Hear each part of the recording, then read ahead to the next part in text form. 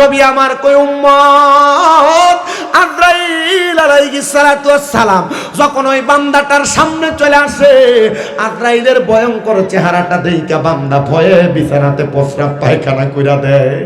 এ দাড়ি পাকা মুরব্বিরা, একবার চিন্তা করো, তুমি বিছানাতে প্রস্রাব করে দিলে, পায়খানা করে দিলে, এ যুব সমাজ একবার চিন্তা করে দেখো, মরার পরে তুমি যখন বিছানাতে প্রস্রাব পায়খানা পাবে, মানুষ মনে করবে মনে হয় আজরাইলের ভয়ঙ্কর চেহারা দেখে ভয়ে বিছানায় প্রস্রাব পায়খানা করে দিছি।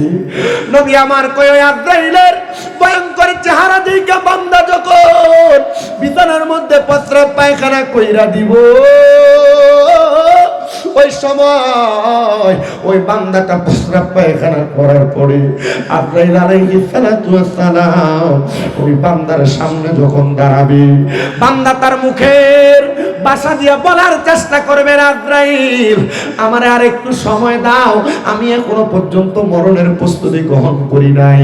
তখন আজরাইলের সঙ্গে কথা বলার সময় বান্দার দুই চোয়ালের মাঝখানে তার দাঁতটা আটকা পড়ে, দাঁতের মাঝখানে বান্দার জিহ্বাটা আটকা পড়ে যাবে, বান্দা কথা বলতে পারবে না। বান্দা তখন চোখের ভাষা দিয়ে বোঝানোর চেষ্টা করবে, আজরাইলের বিকট ভয়ঙ্কর চেহারা দেইখা বান্দার চোখটা উল্টে যাবে। রে সিনপুরের মানুষ, আশেপাশে এলাকার মুসল্লিরা, ও মুসল্লিরা একটু শোনো, আজরাইল আবার যখন বান্দার বুকটার মধ্যে থাবা দিয়া ধরব রুহুটা নেওয়ার জন্য, এবার বান্দার ঘাড়ের রগগুলা ঠাস ঠাস করে ছিঁড়ে যাবে, হাতের রগগুলা ছিঁড়ে যাবে, পায়ের রগগুলা ছিঁড়ে যাবে।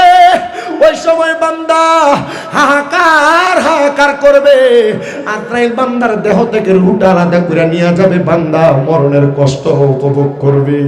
পয়গম্বর হযরত ইদ্রিস আলাইহিস সালাতু ওয়াস সালাম জানায়া দেয়, একটা জীবিত বকরিরে তাজা অবস্থায় লটকায় দিয়া জবাই করা ছাড়া চামড়াটা টাইনা টাইনা ছিঁড়া ফেললে ওই বকরিটার যত কষ্ট হয়, একটা বেনামাজি হারামখোর পরের হক খানেওয়ালা মানুষের উপর জুলুম করনেওয়ালা ব্যক্তিটার রুহুটা বাইর করার সময় ব্যক্তিটার এমন কষ্ট হয়।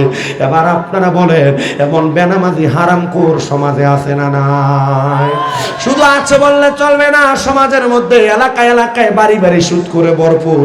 আবার আমরা সমাজের অনেক মানুষ সুদ করে আর ঘুষ করে ধরে নিয়ে মসজিদের সভাপতিও বানায়। আপনারা সর্বপ্রথম ডাক্তারের শরণাপন্ন তো হবেনি, ইসলামী ভাবে কোনোভাবে সমাধান করা যায় কিনা সে চিন্তা করেন। দরকার আছে না? কথা বল না, দরকার আছে না? নয়।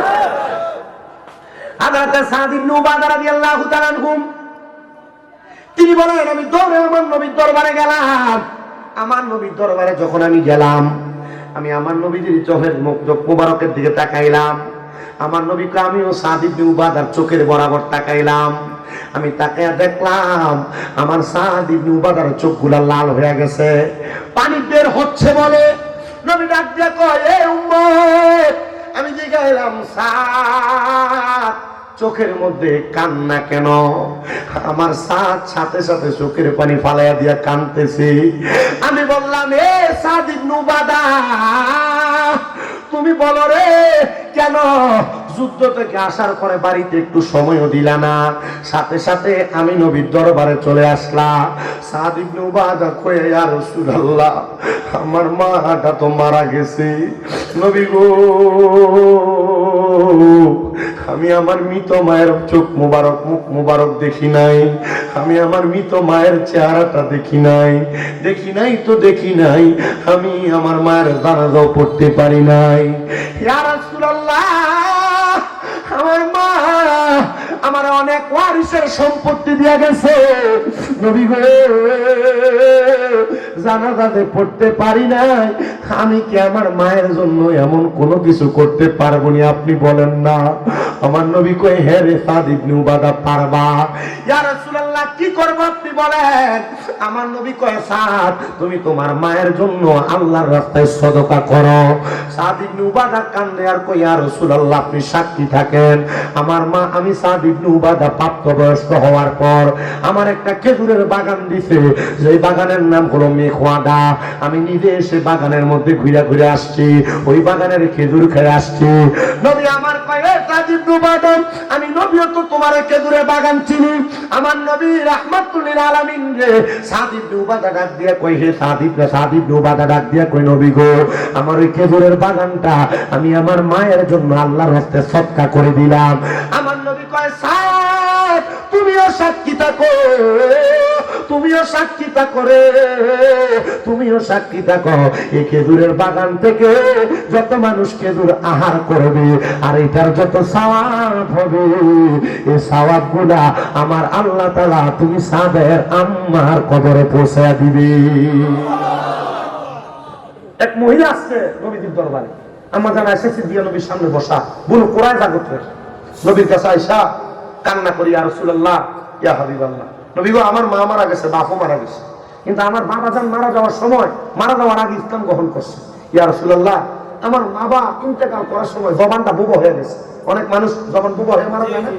ইয়া রাসূলুল্লাহ, আমার আব্বা জান জবান বন্ধ হয়ে মারা গেছে, আপনি নবী বলেন না আমার আব্বা জান যে মারা গেছে, আমার বিশ্বাস আমার আব্বা যদি কথা বলতে পারত, ওনার সম্পদ থেকে কিছু দান সৎকার করে দিয়া পাইতো, ওনার অনেক সম্পদ। ইয়া রাসূলুল্লাহ, আমি আমার আব্বা জানের পক্ষ থেকে কি করতে পারি আপনি বলেন? নবী আমার কয়, তুমি তোমার আব্বা জানের পক্ষ থেকে পানি দান করো। মক্কা মদিনা যারা গেছেন আপনারা হয়তো জানেন, মক্কা মদিনার বড় বড় সম্পদওয়ালারা তাকে ফুরে ফুরে আইনা আইনা দামটাকে কইরা কইরা কত সুন্দর পানি বিতরণ করে হাজিদেরকে। এটা আমার নবীর সুন্নত, সুন্নত, সুন্নত, জোরে কোন মারহাবা। ওই মহিলা ডাক দিয়া কই, ইয়া রাসূলুল্লাহ, আপনি নবীর সাক্ষী থাকেন গো, আমি আমার আম্মার জন্য এই মদিনাতুল মুনাওয়ারা এবং মক্কাতুল মুকাররমার মধ্যবর্তী জায়গার মধ্যে আমি একটা কূপ খনন করে দিলাম। আমার নবী কই, মহিলা তুমিও সাক্ষী থাকো, এ মহিলা তুমিও সাক্ষী থাকো, তুমিও সাক্ষী থাকো। এই কূপের মধ্যে থেকে যত মানুষ পানি আহার করবে, পান করবে, এটার সদকার সওয়াব তোমার আম্মার আমলনামার মধ্যে যাবে। এজন্য আপনাদের যাদের কল আছে, ফলের গাছ আছে, আপনারা কল বসানোর সময়, ফলের গাছ লাগানোর সময় ফি সাবিলিল্লাহ বলে বসাই দেয়। কোন পাখি, কোন মানুষ যদি এটার থেকে ফল অথবা পানি খায়, আপনার আমলনামায় সদকার সওয়াব লেখা হয়ে যাবে। কিন্তু বর্তমান সমাজ এমন পচা, মা বাবা তারা অনেক সম্পদ দিয়া গেছে, কিন্তু মা বাবার জন্য সন্তান এখন কিছু করে না। আবার এমন অনেক সন্তান আছে, মা বাপ তারা বড় কষ্ট করে লালন পালন করছে, ওই ফুটে মা বাপরে বাপ দেয় না, মা বাপরে ধমক দিয়া কথা কয়, মা বাবার সাথে সুন্দর আচরণ করে না, মা বাপরে জুদা কইরা দেয়। 2 ভাই 3 ভাইরে মা বাপ এক লগে লালন পালন করছে, কিন্তু সন্তান প্রাপ্তবয়স্ক হওয়ার পরে মা বাবারে তোমরা আলাদা করে দিছ। সন্তান সকালবেলা মায়ের ঘরে, দুপুর বেলা এক ঘরে, রাত্রেবেলা আরেক ঘরে খায়। কেন রে, তোমার কি বিবেকের মধ্যে একটু নাড়া দেয় না? মা কোন ঘরে কোন সময় খায় আর কি ভালো পায় না খারাপ পায় তুমি জানো না? আমি তোমাদের করজোড়ে আবদার করি রে, এমন মা বাপ যাদের বেঁচে আছে, তোমরা যারা মা বাপকে জুদা করে দিছ, ওয়াদা করো, ওয়াদা করো, এখান থেকে বাড়িতে যে মা বাবার পা গুলার মধ্যে ধরবা, তোরা বলবা, মা আল্লাহর রাস্তায় আমারে মাফ করে দেন, আমি আপনাদেরকে জুদা করে দিছি, এটা আমার অন্যায়। সন্তান মা বাবার জন্য যদি কোনো সন্তান 1 দিরহাম খরচ করে, আমার আল্লাহ তাআলা তার লক্ষ কোটি গুণ বাড়ায়া দেয়, ওই সন্তানের ইনকামে বরকত দেয়। অনেক মহিলারা তাদের শ্বশুর শাশুড়ি নিয়ে খাইতে চায় না, এরা বোকা বেরিয়ায়। এরা যদি জানতো জামাইয়ের ইনকাম শ্বশুর শাশুড়ি খাইলে আল্লাহ তাআলা জামাইয়ের ইনকামে বরকত দিব, তাহলে এই বেরি কোনোদিন শ্বশুর শাশুড়ির খানা খাওয়াইয়া থেকে বিরত থাকতো না। এর জন্য আপনারা যারা মা বাপকে ভাত দেন না, মা বাবার সাথে খারাপ আচরণ করেন, বাজে আচরণ করেন, আপনাদের সবার কাছে আমি আবদার করি, আপনারা এখান থেকে যে মাপ চেয়ে মা বাবারে বলবেন, হ্যাঁ আল্লাহর রাস্তায় আমারে মাফ করে দেন। যতক্ষণ পর্যন্ত মা বাবা মুখ দিয়া বলছে মাফ করে দিছি, ততক্ষণ পর্যন্ত মা বাবার পাও ছাইরেন না। কারণ মা বাবা মাফ না করলে স্বয়ং আমার আল্লাহ মাফ করে না, স্বয়ং আমার আল্লাহ মাফ করবে না। আজকে মাহফিল কবুল হবে কি হবে না এটার গ্যারান্টি আমি দিতে পারবো না, তবে একটা গ্যারান্টি দিয়া যায়, যদি আগামীকালকে দেখেন গুয়ার বাংলার বাজারে কোনো মুরব্বী বলে, হ্যাঁ শামীম দাদার ওয়াজ শুই না, আমার সন্তান বাড়িতে যে আমার পায়ে ধরে মাপ চাইছে, মনে করবেন মাহফিল কবুল হয়ে গেছে। বলে হুজুর কোনোদিন তো অন্যায় করি নাই, আমিও কি মাপ চাইতাম? মা বাবার পায়ে ধরলে সন্তানের দাম কমে না, ইজ্জত কমে না? আমার আল্লাহ তাআলা সন্তানের দাম ইজ্জত সম্মান বাড়ায়া দেয়। ও হুজুর, দুই ঈদে তো মা বাবার পা ধরে সালামি করি না, আমি কেমনে গো মা বাবার পা ধরে মাপ চামো? আরে আমার দিকে তাকাও, আমি কামের ফাইনাল পরীক্ষা দিব, তবু আমি আমার মা বাবার পায়ে ধরতে লজ্জা পাই না। আমি যেদিন শুনছি মা বাবার পায়ে চুমা দিলে জান্নাতের চৌকাঠে চুমা দেওয়ার স্বাদ পাওয়া যায়, মাদ্রাসায় ক্লাস 6-7 পড়তাম, আমি আমার আম্মা জানের এবং আব্বা জানের পায়ের মধ্যে আমি চুমা দিছি। এরপর থেকে আল্লাহ তাআলা আমার আজকে 9 বছর ওয়াজ করায়। আপনাদের দোয়ায় কুমিল্লাতে আমার একটা না, দুইটা না, 6টা মাদ্রাসা চলে। আমি বিশ্বাস করি একমাত্র আমার মা বাবার দোয়ার বরকতে, আমার আম্মা আব্বার দোয়ার বরকতে। ও সন্তান, আমি আপনাদের সবার কাছে আপনারা জানাইব, আপনারা সবাই আপনাদের মা বাবার কাছে মাপ চাইবেন। অনেকে চিন্তা করে হুজুর, যাদের বাড়িতে আব্বা আছে তারা বাড়িতে যে আব্বার পায়ে ধরে মাপ চাইবো, যাদের বাড়িতে মা আছে তারা বাড়িতে যে মার পায়ে ধরে মাপ চাইবো। আমার তো আব্বা নাই, আমি কার পায়ে ধরে মাপ চাইবো? আমার তো মা নাই, আমি কার পায়ে ধরে মাপ চাইবো? এ দয়ার বাংলার বাবারা, সাপুর দরবারের আশিকিন জাকিরিন ভক্তবিন্দুরা, আমি আপনাদের সবার কাছে আবদার জানাই, আপনাদের যদি মা বাপ না থাকে, একটু পরে আখিরি মুনাজাতের মধ্যে রব্বির হামহুমা কামা রব্বায়ানি সগীরা বইলা চোখের মনি কোঠার মধ্যে একটা মাছির মাথা পরিমাণ পানি চাইরা দিয়া যদি কান্না করেন, ওই পানিটা মাটিতে পড়ার আগে আগে আমার আল্লাহ আপনার মা বাবার জীবনের গুনাহ মাফ করে দিবে। সন্তান, মা বাপ কবরে একবার চিন্তা করে দেখো, মা বাপরে যদি মাসে 1000 টাকার ফল কিনা খাওয়াইতা, 12 মাসে 12,000 টাকা লাগতো, খাওয়ানো লাগে না? মা বাপ কবরের বাসিন্দা। মা বাপরে যদি তুমি মাসে 2000 টাকা খানা খরচ দিতা, তাহলে 12 মাসে 24,000 টাকা লাগতো, লাগে না? মা বাবা এখন কবরে। সন্তান আজকের জান্নাতের বাগানে বসছো, আমি বিদায় নেওয়ার আগে আমি মাত্র কয়েকজন সন্তান চাইবো, বলে হুজুর আমার মা নাই, হুজুর আমার আব্বা নাই, আমি আমার আব্বা আম্মার জন্য দোয়া চাইয়া এই মাহফিলটার মধ্যে 5,000 টাকা নগদ দান করে দিতাম। হুজুর আমার আব্বা নাই, আমার আম্মা নাই, আমি আমার মা বাবার জন্য দোয়া চাইয়া আমি 10,000 না পারি, 5,000 না পারি, আমি 2,000 টাকা নগদ দান করে দিতাম। যদি পারেন এমন একটা সন্তান হাতটা বাড়ায় বলেন, হুজুর আমার মায়ের জন্য বাবার জন্য দোয়া করেন, আমি সন্তান আমার মা বাবার জন্য এই মাহফিলের মধ্যে আল্লাহর রাস্তায় আমি 2,000 টাকা দান করব। হুজুর 2,000 পারবো না, 1,000 টাকা এই মাহফিলের মধ্যে দান করার মতো আছেন নাকি একজন সন্তান? হুজুর আমার মা থাকলে মারে আমি খাওয়াইতাম, বাবা থাকলে বাবারে আমি খাওয়াইতাম, যদি দৈনিক 100 টাকা করে হাত খরচ বাবার হাতে দিতেন, আপনার একটা মাসের মধ্যে 3,000 টাকা লাগতো। আপনি একটা সন্তান দেওয়ার মতো 1,000 টাকা মারে ভালোবাসা, আব্বারে ভালোবাসা আশিকিন জাকিরিন আছেন নাকি দেওয়ার মতো? আম্মা আব্বার মোহাব্বতে 1,000-2,000 যদি তার মা বাবা কোরআনুল কারীম না শিখায়, কাল ময়দানে মাশরে সন্তান এবং তার মা বাবা আটকা পড়ে যাবে। আপনারা যারা সন্তান জন্ম দেওয়ার পর মনে করতেছেন আমাদের এখন আর দায়িত্ব নাই, জন্ম দেওয়ার পর শেষ, না না না, নবী আমার বলে কাল ময়দানে মাশরে ফুলসেরাতের কিনারার মধ্যে সর্বপ্রথম একটা আল্লাহর বান্দাকে বলা হবে কিরাআতুল কোরআন, বান্দা তোমার জবান দ্বারা আল্লাহ তাআলার কোরআন তেলাওয়াত করো। সন্তান তখন বলবে আমার মা আমার আব্বা জান আমারে কোরআন শিখায় নাই, আমারে কোরআন পড়ায় নাই। ওই কথাটা বলার সাথে সাথে সন্তানের আব্বা আম্মারে ডাক দেওয়া হবে। ওই সন্তানের আব্বা আম্মাকে বলা হবে কেন সন্তানকে আল্লাহ তাআলার কোরআনুল কারীম শিক্ষা দেওয়া হয় নাই? সন্তান তখন এক বাক্যে জবাব দিবে, সন্তানের মা বাবা তখন এক বাক্যে জবাব দিবে আমরা দুনিয়ার ব্যস্ততায় থাকার কারণে আমরা সন্তানকে কোরআনুল কারীম শিক্ষা দিতে পারি নাই।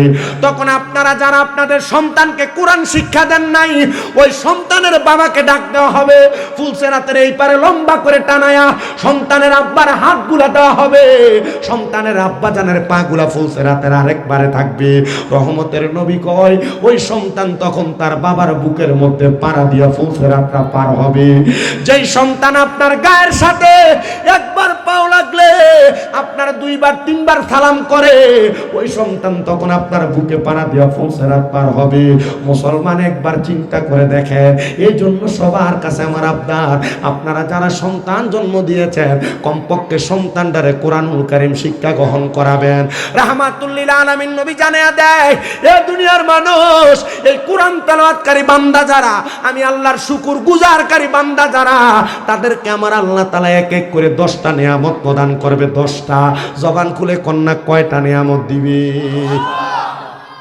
10টা নিয়ামত প্রদান করবে। তুমি কি মাইকের সাউন্ড কমাইছো?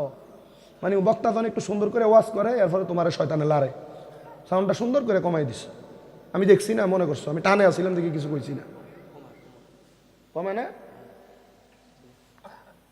রাখো তুমি এটা ঠিক করে। প্রথম যেমন আসছিল হুজুরের সময়, আমি মাইক ধরার সময় দিয়ে একাত দূরে যাও এটার থেকে। আমি প্রত্যেক দিন ওয়াজ করি, ওর ঘুমা থাকি, আমার কষ্ট হয় খুব। গতকালকে রাত্রে সে শ্রীমঙ্গল থেকে বাড়িতে এসে ঢুকছি ফজরের সময়। আমার আম্মা যেন অসুস্থ আজকে 7 মাসের উপরে। তবু হুজুর কেবলার সদারত কমে, হুজুর কেবলার আদেশ কমে দাওয়াত থাকার কারণে আমি কোনো দাওয়াত আমি আজ পর্যন্ত মিস করছিও না। আমি চেষ্টা করি আমার ডাইরেক্ট সময়টা পুরোটা ওয়াজ দিয়ে আমি কাটাইতে। আপনারা যদি আমার সাথে একটু বসেন, আমি এখনো মিরাজ শরীফ পড়ি নাই, জিকির আজকার করি নাই, ডাইরেক্ট আপনাদের কাছে যেহেতু সময় বেশি হয়ে গেছে, আপনাদের কাছে একটু ওয়াজের মধ্যে ডাইরেক্ট ঢুকে আমি ওয়াজটা করতেছি। আপনাদের কি কষ্ট হবে? অসুবিধা হবে? আপনার একটু মাঝে মাঝে একটু জবাব দিতে হবে, পারবেন না ইনশাআল্লাহ? আমার মুসলমান ইমানদার শুনেন, আল্লাহর নবী বলেন এক এক করে 10টা নিয়ামত দেওয়া হয়। 10টা। সাহাবায়ে কেরাম প্রশ্ন করে, ইয়া রাসূলুল্লাহ, নবী গো, আপনার কাছে জানতে চাই, আপনি বলেন না কোন 10টা নিয়ামত প্রদান করে? আপনাদের এলাকার অনেক মানুষ মারা যায়, মারা যাওয়ার সময় দেখবেন বিছানার মধ্যে প্রস্রাব পায়খানা করে দেয়, দেয় কি দেয় না? অনেক মানুষ মারা যায়, মারা যাওয়ার সময় জিহ্বার মধ্যে কামড় দিয়ে মারা যায়। অনেক মানুষ মারা যায়, মারা যাওয়ার সময় নাকে মুখে দিয়ে রক্ত ছেড়ে দিয়ে মারা যায়। অনেক মানুষ মারা যায়, ওই মানুষটার চোখগুলো উল্টে যায়। একটাবার চিন্তা করছো রে, শিবপুরের মানুষ এত কষ্ট পায় কেন মানুষ মারা যায়? আল্লাহর নবীর সাহাবী হযরতে আনাস ইবনে মালিক আমার নবীর প্রশ্ন করি, ইয়া রাসূলুল্লাহ, মানুষ কেন এমন কষ্ট পায় মারা যায়? নবী আমার কই, উম্মত, আজরাইল আলাইহিস সালাতু ওয়াস সালাম যখন ওই বান্দাটার সামনে চলে আসে, আজরাইলের ভয়ঙ্কর চেহারাটা দেইখা বান্দা ভয়ে বিছানাতে প্রস্রাব পায়খানা কইরা দেয়। এ দাড়ি পাকা মুরব্বিরা, একবার চিন্তা করো, তুমি বিছানাতে প্রস্রাব করে দিলে, পায়খানা করে দিলে, এ যুব সমাজ একবার চিন্তা করে দেখো, মরার পরে তুমি যখন বিছানাতে প্রস্রাব পায়খানা পাবে, মানুষ মনে করবে মনে হয় আজরাইলের ভয়ঙ্কর চেহারা দেখে ভয়ে বিছানায় প্রস্রাব পায়খানা করে দিছি। নবী আমার কই, আজরাইলের ভয়ঙ্কর চেহারা দেখে বান্দা যখন বিছানার মধ্যে প্রস্রাব পায়খানা কইরা দিব, ওই সময় ওই বান্দাটা প্রস্রাব পায়খানা করার পরে আজরাইল আলাইহিস সালাতু ওয়াস সালাম ওই বান্দার সামনে যখন দাঁড়াবে, বান্দা তার মুখের ভাষা দিয়ে বলার চেষ্টা করবে, আজরাইল আমারে আর একটু সময় দাও, আমি এখনো পর্যন্ত মরণের প্রস্তুতি গ্রহণ করি নাই। তখন আজরাইলের সঙ্গে কথা বলার সময় বান্দার 2 চোয়ালের মাঝখানে তার দাঁতটা আটকা পড়ে, দাঁতের মাঝখানে বান্দার জিহ্বাটা আটকা পড়ে যাবে, বান্দা কথা বলতে পারবে না। বান্দা তখন চোখের ভাষা দিয়ে বোঝানোর চেষ্টা করবে, আজরাইলের বিকট ভয়ঙ্কর চেহারা দেইখা বান্দার চোখটা উল্টে যাবে। রে সিনপুরের মানুষ, আশেপাশে এলাকার মুসল্লিরা, ও মুসল্লিরা একটু শোনো, আজরাইল আবার যখন বান্দার বুকটার মধ্যে থাবা দিয়া ধরবর হুটা নেওয়ার জন্য, এবার বান্দার ঘাড়ের রগগুলা ঠাস ঠাস করে ছিঁড়ে যাবে, হাতের রগগুলা ছিঁড়ে যাবে, পায়ের রগগুলা ছিঁড়ে যাবে। ওই সময় বান্দা হাহাকার হাহাকার করবে, আজরাইল বান্দার দেহ থেকে রুহটা আলাদা করে নিয়ে যাবে, বান্দা মরণের কষ্ট উপভোগ করবে। পয়গম্বর হযরত ইদ্রিস আলাইহিস সালাতু ওয়াস সালাম জানায়া দেয়, একটা জীবিত বকরিরে তাজা অবস্থায় লটকায় দিয়া জবাই করা ছাড়া চামড়াটা টাইনা টাইনা ছিঁড়া ফেললে ওই বকরিটার যত কষ্ট হয়, একটা বেনামাজি হারামখোর পরের হক খানেওয়ালা, মানুষের উপর জুলুম করনেওয়ালা ব্যক্তিটার রুহুটা বাইর করার সময় ব্যক্তিটার এমন কষ্ট হয়। এবার আপনারা বলেন, এমন বেনামাজি হারামখোর সমাজে আছে না নাই? শুধু আছে বললে চলবে না, সমাজের মধ্যে এলাকায় এলাকায় বাড়ি বাড়ি সুদ করে ভরপুর। আবার আমরা সমাজের অনেক মানুষ সুদখোর আর ঘুষ করে ধরে নিয়ে মসজিদের সভাপতিও বানায়। আপনারা সামনে সামনে এলে আমার ওয়াজ করতে ভালো লাগবে। সে একটু সামনে আনেন হুজুর। আরে আপনি কোন খালি কিতা কয় তা বইয়ের আয়েন আপনারা বাবাজি একটু সামনে আসেন। ওই মুরব্বী সামনে থাকলে ওয়াজ করে মজা কেমন জানি লাগে। আমি দেখছি আমার কাছে আমার পোলাটা ছবি পাঠানে, আপনার পিছনে বইয়ে রয়েছেন তো আমার নিজের কাছে আদবের খেলাপ মনে হয়।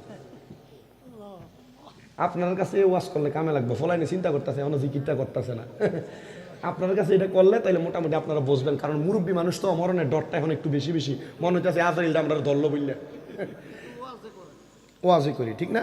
একটু ওয়াজই করি। আমি যদি একটু ওয়াজ কমও করি মানুষ রাজি হয়। আরেকবার হোসেন মোজাহিদি হুজুর আপনাদের কাছে যথেষ্ট পরিমাণ ওয়াজ করছে, আমি যতদূর জানি যতটুকু করছে। আর হুজুরের কণ্ঠ খুব সুন্দর, তেলাওয়াত সুন্দর, গজলও গায় সুন্দর, জিকিরও করে সুন্দর।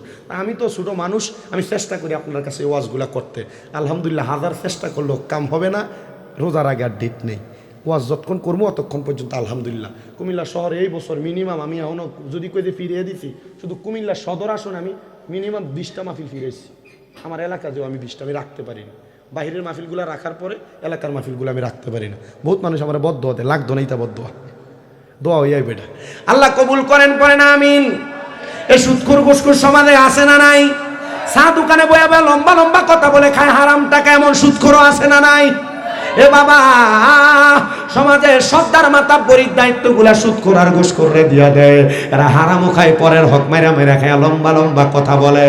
এরা জানে না এদের শাস্তিটা কেমন হবে।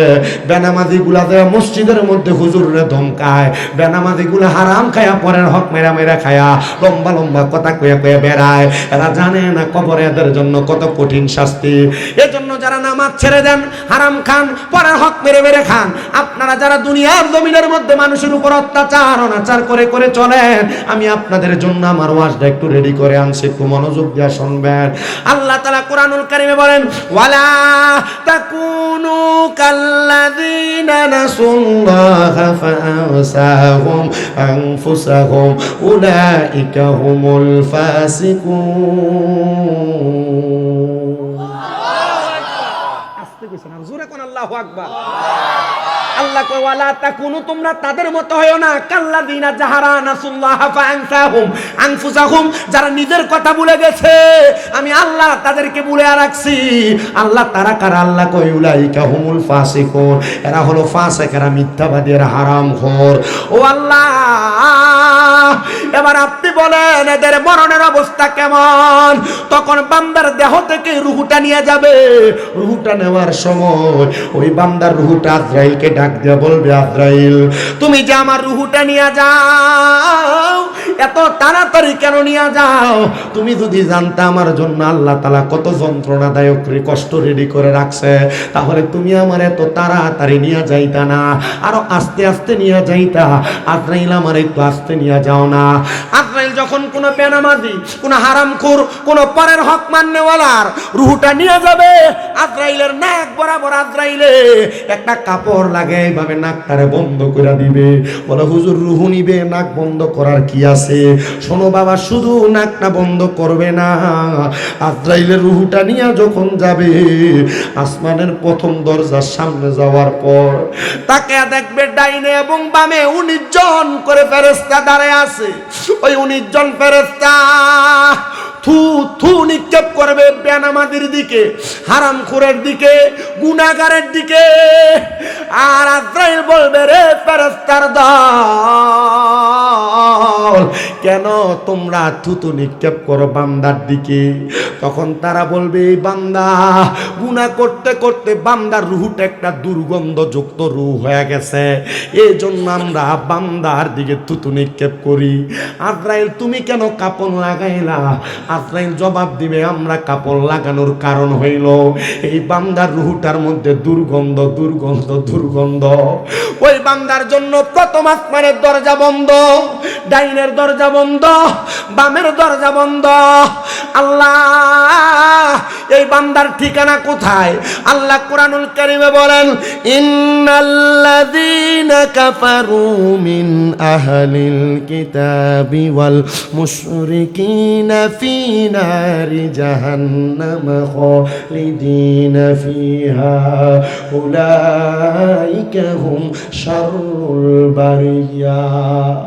আল্লাহ কয় নিশ্চয় যারা কুফরি করে, আল্লাহ কয় নিশ্চয় যারা কুফরি করে আহলে কিতাবের অন্তর্ভুক্ত এবং যারা মুশরিক শিরিক করে, আল্লাহ তারা কাউকে সেজদা দেয়, গুনার কাজকে গুনাহ যায় না, বারবার গুনাহ করে, এবং যারা দুনিয়ার সমাজের মধ্যে কুফরি কালাম নিয়ে ব্যস্ত থাকে, আল্লাহ জানায়া দেয় বান্দা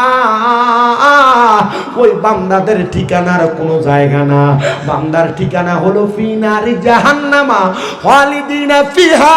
বান্দা জাহান্নামের মধ্যে থাকবে। আল্লাহ কতদিন থাকবে? বান্দা চিরস্থায়ী বাসিন্দা হয়ে জাহান্নামে থাকবে। আল্লাহ কন্যা গো তারা কারা? আল্লাহ কয় উলাইকা হুম শাররুল বারিয়া, এরা হলো দুনিয়ার সবচাইতে নিকৃষ্ট মানুষ। কারে তুমি বন্ধু বানাইলা রে যুবক? তোমার বন্ধু নেশাগ্রস্ত হয়ে পড়ে থাকে। কারে তুমি বন্ধু বানাইলা? তোমার বন্ধু সিগারেট পান করে। কারে তুমি বন্ধু বানাইলা? তোমার বন্ধু বান্ধব সন্ত্রাসের সাথে জড়িত। আল্লাহর নবী বলেন দুনিয়ার জমিনের মধ্যে কোন মুসলমান যদি কোন সন্ত্রাসকে এবং নেশাখোরকে বন্ধু বানায়, তারা আমাদের দলভুক্ত নয়, তারা আমাদের দলভুক্ত নয়, নবীর দলভুক্ত নয়। যেটা এটা তো মুসলমানও দাবি করতে পারবে না। এই জন্য আমাদের সমাজের অনেক মানুষকে দেখা যায় বেশি শক্তি বাড়ানোর জন্য নেশাখোর আর সন্ত্রাসের লগে বন্ধুত্ব বানায়। একজনকে মারলে দেখবেন 10-15 হুন্ডা আসে। এক একটা চেহারা দিয়ে তাকাইলে মনে হয় একটা গান জুটি মার্কা কথা কন্যা, ঠিক কিনা?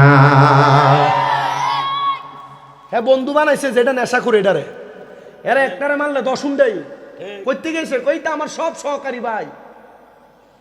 সহকারী ভাই মানে কোন জায়গার সহকারী বোঝেন নাই? মালদা যায় না খায় জায়গা। নবী বলছেন এমন নেশাখোর সন্ত্রাসদেরকে যারা বন্ধু বানায় এরা আমার দলভুক্ত নয়। নবীর দলভুক্ত না হইলে, নবীর দল তো ইসলাম, তো নবীর দলভুক্ত না হইলে এটা কি ইসলাম আছে? সেটা বাদ। হে শিমপুর ঈদগাহ ময়দানের মানুষ, একটু অন্তরের কানটা লাগে শোনা।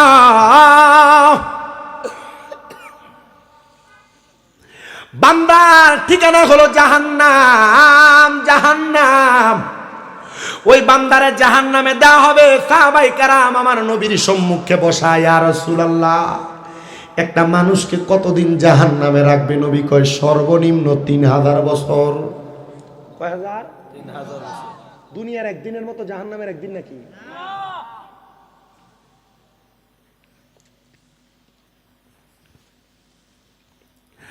সাহাবায়ে কেরাম আমার নবীরে প্রশ্ন করি, ইয়া রাসূলুল্লাহ ও মায়ের নবী 3000 বছর জাহান্নামে রাখবে, এই বান্দা কি জাহান্নামের কঠিন আযাব সহ্য করতে পারবে? বলে না রে, না পারবে না। জাহান্নামের আগুনের মধ্যে এই বান্দারে যখন পালাইয়া দিবে, জাহান্নামের আগুন একটানা 1000 বছর পর্যন্ত জ্বলতে থাকবে। আগুনের রংটা হবে লাল। লাল রঙের আগুনে যখন জাহান্নামী বান্দারে জ্বালাইবো, ওই বান্দাটারে জাহান্নামের আগুনের মধ্যে জ্বালায়া পুরায়া বান্দার আগুনের রংটারে এবার সাদা বানাইবো।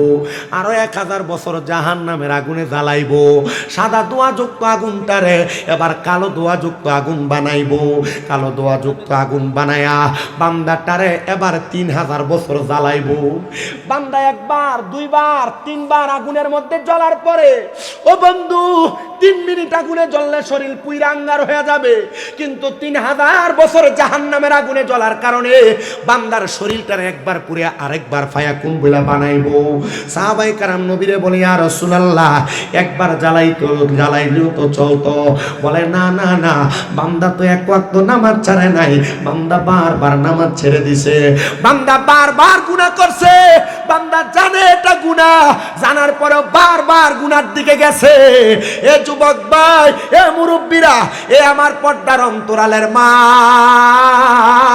আমি চাই না গো শিমপুর এলাকার কোন মহিলারা দুজকের আগুনে জ্বলক।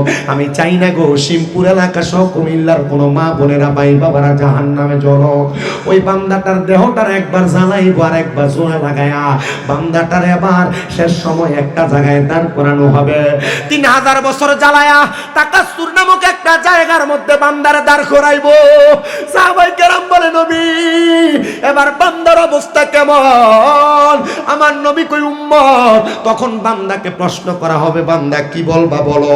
আপনারা যে মনে করেন কবরে যাওয়ার সাথে সাথে প্রশ্ন 3টা, মান রব্বুকা ওয়া মান দীনুকা ওয়া মান নাবিয়ুকা। জি না, সবার জন্য 3টা প্রশ্ন না। আপনি সারা জীবন হারাম খায়া খায়া কবরে গেছেন, নামাজ না পড়া কবরে গেছেন, আপনি কবরে যাবেন আর ফেরেশতারা আপনারে প্রশ্ন করবে? জি না, এটা হবে না। যারা জাহান্নামী গুনার কাম বারবার করছে, এদেরকে ডাইরেক্ট আল্লাহ জাহান্নামে নিক্ষেপ করবে। এ মুসলমান শোনা, 3000 বছর জ্বালায়া বান্দাটারে 3000 বছর তাকাসুর নামক একটা জায়গাতে দাঁড় করে দিবে। ওই বান্দারে তখন প্রশ্ন করা হবে, বান্দা বলো কি বলবা বলো। তখন আপনি আমি হইলে চুরি করে ধরা খাইলে 3 মিনিট 5 মিনিট পিটাইলে চোর চোরের দায় স্বীকার করে। আর বান্দা 3000 বছর জাহান্নামের আগুনে জ্বলা 3বার পানি পানি পানি বলে চিৎকার করে ডাক দিবে। আমার নবী মসজিদে নববীতে বসা 72 জন আহলে সুফার সদস্য, সাহাবায়ে কেরাম কান্দে আর ডাক দিয়া কই, ইয়া রাসূলুল্লাহ, ও মায়ার নবী, দয়ার নবী, রাহমাতুল লিল আলামিন নবী গো। আহলে সুফার সব সদস্যরা জিগায়, নবী আপনি বলেন না তখন কি বান্দারে পানি দেওয়া হবে? আমার নবী কয় না, হ্যাঁ পানি দেওয়া হবে। আমরা দুনিয়ার কাচের গ্লাসে পানি খাই, আমরা প্লাস্টিকের স্টিলের গ্লাসে পানি খাই। একটা জাহান্নামীদেরকে যেই গ্লাসটার মধ্যে মগটার মধ্যে করে পানি দেওয়া হবে, ওই মগটা হবে লোহার। আগুনের মধ্যে পোড়াইলে কয়লার রংটা যেমন হয়ে যায়, এমন উত্তপ্ত একটা আগুনের গরম গ্লাসের মধ্যে করে বান্দারে পানি দেওয়া হবে। ও নবী কেমন পানি? এগুলা সাধারণ পানি না। দুনিয়ার জাহান্নামীদেরকে কবরে জ্বালায়া পুড়ে যে রক্তপুঁজগুলা হইছে, ওই রক্তপুঁজগুলা গরম লোহার পাত্রের মধ্যে করে আইনা দেওয়া হবে। ওই পানিটারে হাদিস শরীফের ভাষায় বলা হয় তিনাতুল খাবাল। ওই তিনাতুল খাবাল দেওয়া হবে। সাহাবায়ে কেরাম কান্দে, ইয়া রাসূলুল্লাহ, নবী গো তখন কি বান্দাটা সেই পানি পান করবে? আমার নবী কয়, 3000 বছর আগুনে জ্বলার কারণে তাদের গলা পর্যন্ত কাঠের মতো শক্ত হয়ে যাবে, উর্বর থাকবে না, অনুর্বর। ওই সময় বান্দা ওই তিনাতুল খাবাল রক্ত পুষ্পান করবে। বান্দা মুখে দেওয়ার সাথে সাথে বান্দার জিহ্বাটা গলে ছাই গলে একবারে পানি হয়ে যাবে। বান্দার পেটের নাড়ি বুড়িগুলা পানি হয়ে যাবে। বান্দার পায়খানার রাস্তা দিয়া থরথর করে পড়তে থাকবে। সাহাবায়ে কেরাম কেউ বেহুশ হয়ে গেছেন, কেউ গড়াগড়ি করে কান্না করতেছেন। আমার নবী কয়, সুখবর সুখবর, ইন্নাল্লাযীনা আমানু ওয়া আমিলুস সলিহাতি উলাইকা হুম খায়রুল বারিয়া। নিশ্চয় যাহারা ঈমান আনয়ন করে এবং নেক আমল করে, উলাইকা হুম খায়রুল বারিয়া, এরা হইল দুনিয়ার সবচাইতে ভালো মানুষ। একজন সাহাবী হাত উঠে ডাক দিয়া কয়, ইয়া রাসূলুল্লাহ, ইমানদারের জন্য কি নিয়ামত, ইমানদার বান্দাটা কি আরাম পাবে, শান্তি পাবে? নবী আমার জানিয়ে দেয়, সাহাবায়ে কেরাম শুনো, আল্লাহর নবীর একসাথে 7টা হাদিসের সমন্বয়ে আমি আপনাদের কাছে কথাগুলা বলতেছি, একটু শোনেন। আমার নবী রাহমাতুল লিল আলামিন নবী তখন সুখবর দিবে, ইমানদার বান্দা এমন কষ্ট পেয়ে মরবে না। ইমানদার বান্দাটার সামনে আজরাইল আলাইহিস সালাতু ওয়াস সালাম আসার আগে আমার আল্লাহ তাআলা 2টা রহমতের ফেরেশতা প্রেরণ করে দিবে। ওই 2টা ফেরেশতার চোখ হবে নীল রঙের। ওই ফেরেশতাগুলো ইমানদার বান্দার সামনে আইসা ওই বান্দাটার সামনে দাঁড়াবে। আর আজরাইল আলাইহিস সালাতু ওয়াস সালাম বান্দার রূহটা নেওয়ার জন্য যখন আসবে, বান্দার বুকের মধ্যে থাবা দিবে। বুকের সামনে দিয়া দুইটা ফেরেশতা দাঁড়ায়া যাবে। আজরাইল ইমানদার বান্দার রূহ বুক দিয়া কবজ করা যাবে না। বলে কারণটা কি বলো? বলে ইমানদার বান্দার বুকের মধ্যে আল্লাহ নবীর মোহাব্বত আছে। এ শিবপুর কেন্দ্রিকার বাবারা, আপনারা বলেন না আমাদের অন্তরে আল্লাহ নবীর মোহাব্বত আছে না নাই? কার কার আছে ডান হাত তুলে আল্লাহকে দেখায়। তাকবীর দিবিনি একটা জোরে দেন। আরে তাকবীর, আল্লাহু রিসালাত, পবিত্র ঈদ মাজিউন নবী, প্রধান বক্তার আগমন, প্রধান ওয়াইজের আগমন, 1 ঘন্টা ওয়াজ শেষ, সন্তান আগমন। আপনাদের কি কষ্ট হইতাছে? 40 মিনিট গেছে যে টের পাইছেন? আরো 40 মিনিট গেল টের পাইতেন না। ওয়াজ আছে আমার কাছে, যেটা ফুটলা এটা লয়ে দেবেন, হেডও আয়া পড়ছে। লাগতো না এটা? চিন্তা রাখেন, একটা ফুটলা বাচ্চে। আপনাদের কি কষ্ট হচ্ছে? ইমাম সাহেব হুজুর তাকবীর দিছে, আপনার কষ্ট হইছে। আমার লোক একটা ফাগলা আছে, তাকবীর ঠিক জোরে দিব। ইমান অন্তরে আছে কার কার? ডান হাত তুলে সোজা করে আল্লাহর দেখান।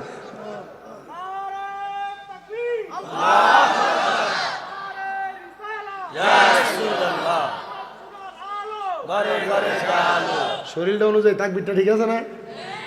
এটা তো অনেক খাইতাম বই, ডিম 2টা খাবাই, একটা খাবাই না। কালকে রাত কত করে 2টা খাওয়াইছি। ইমান আছে না নাই? মুখে মুখে আপনারা জিনা করবেন, এরপর একটি যেটি নওয়াজ করেন এটি আপনি কবি ইমান আছে। আপনার কি কষ্ট দিতেছ? ও আজকে আর কিছুক্ষণ চলবে? আল্লাহ কবুল করুক, আমিন বলেন। মোহাব্বতে পড়েন আমিন। এ বাবা, আপনি যদি বলেন ইমান আছে কিন্তু আপনি নামাজ পড়েন না, আমি বলবো আপনার এই ইমানের কোনো দাম নাই। আপনি যদি বলেন ইমান আছে আপনি রোজা রাখেন না, আমি বলবো ইমানের কোনো দাম নাই। আপনি যদি বলেন ইমান আছে কিন্তু আপনি মানুষের হক মেরা মেরা খান, আমি বলবো ইমানের কোনো দাম নাই। আপনি যদি বলেন ইমান আছে কিন্তু আপনি দাড়ি ক্লিন শেভ করেন, আমি কম, এই ইমানের কোনো দাম নাই। আপনি যদি বলেন ইমান আছে আপনি মিথ্যা কথা বলেন, চা দোকানে বৈশা বৈশা পরের বদনাম করেন, আপনি যদি বলেন ইমান আছে আপনি পরনিন্দা করেন, গীবত করেন, আমি বলবো আপনার ইমানের কোনো দাম নাই।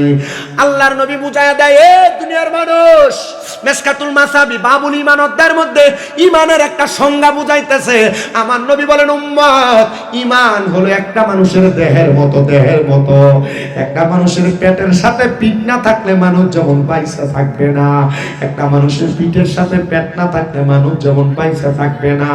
পেট আর পিঠ যেমন দেহের পরিপূরক, ঈমান আর আমল তেমন মানুষের ঈমানের পরিপূরক। মারহাবা কলনা, আরো জোরে কন্যা মারহাবা। পেট না থাকলে যেমন মানুষ খাবার ছাড়া বাঁচতে পারবে না, আমল না থাকলে ইমাম তেমন বাঁচিয়ে রাখা যাবে না। আর পিঠ না থাকলে যেমন পেটওয়ালা মানুষটা সোজা হয়ে দাঁড়িয়ে থাকতে পারবে না, ইমান না থাকলে 5 ওয়াক্ত নামাজ দিয়েও কোনো কাম হবে না। এবার আপনারা বলেন, ইমান এবং আমল দুইটা সামঞ্জস্য কইরা আমরা মরণের আগ পর্যন্ত থাকতে চাই কি চাই না? আমার মরণের কত দিন বাকি আমি জানিলাম না গো, আল্লাহ মরণের ফলাইনে কহুদা বুঝছি, সময় নষ্ট হইব, সুক্তান বাদ দেন। এটা আমি গাইলে একটু শেষ করে এখন লাস্টের দিকে একটা জিকির কইরা এরপরে বিদায় লম। এখন ওয়াজ দই করি, গজল টান দিলে টান দিয়ে লয়েছে গা। একটু মনোযোগ লাগে শোনেন মুসলমান। ইমানদার বান্দাটার সামনে আজরাইল আলাইহিস সালাতু ওয়াস সালাম রে 1 বার না 2 বার না 3 বার না 4 বার পাঠাইবো। আপনারা বলেন, আজরাইলের থাবা থেকে বাঁচার মতো কোনো উপায় আমরা আসেনি? যদি ইমানদার হন, আজরাইল 4 বার টেস্ট ডাক দিব কিন্তু রূহ নিতে পারবে না। 4 বার চেষ্টা করবে ইমানদার রূহ নেওয়ার জন্য, আজরাইলকে বারবার ফিরিয়ে দেওয়া হবে। তিরমিজি শরীফের হাদিসে মোবারক।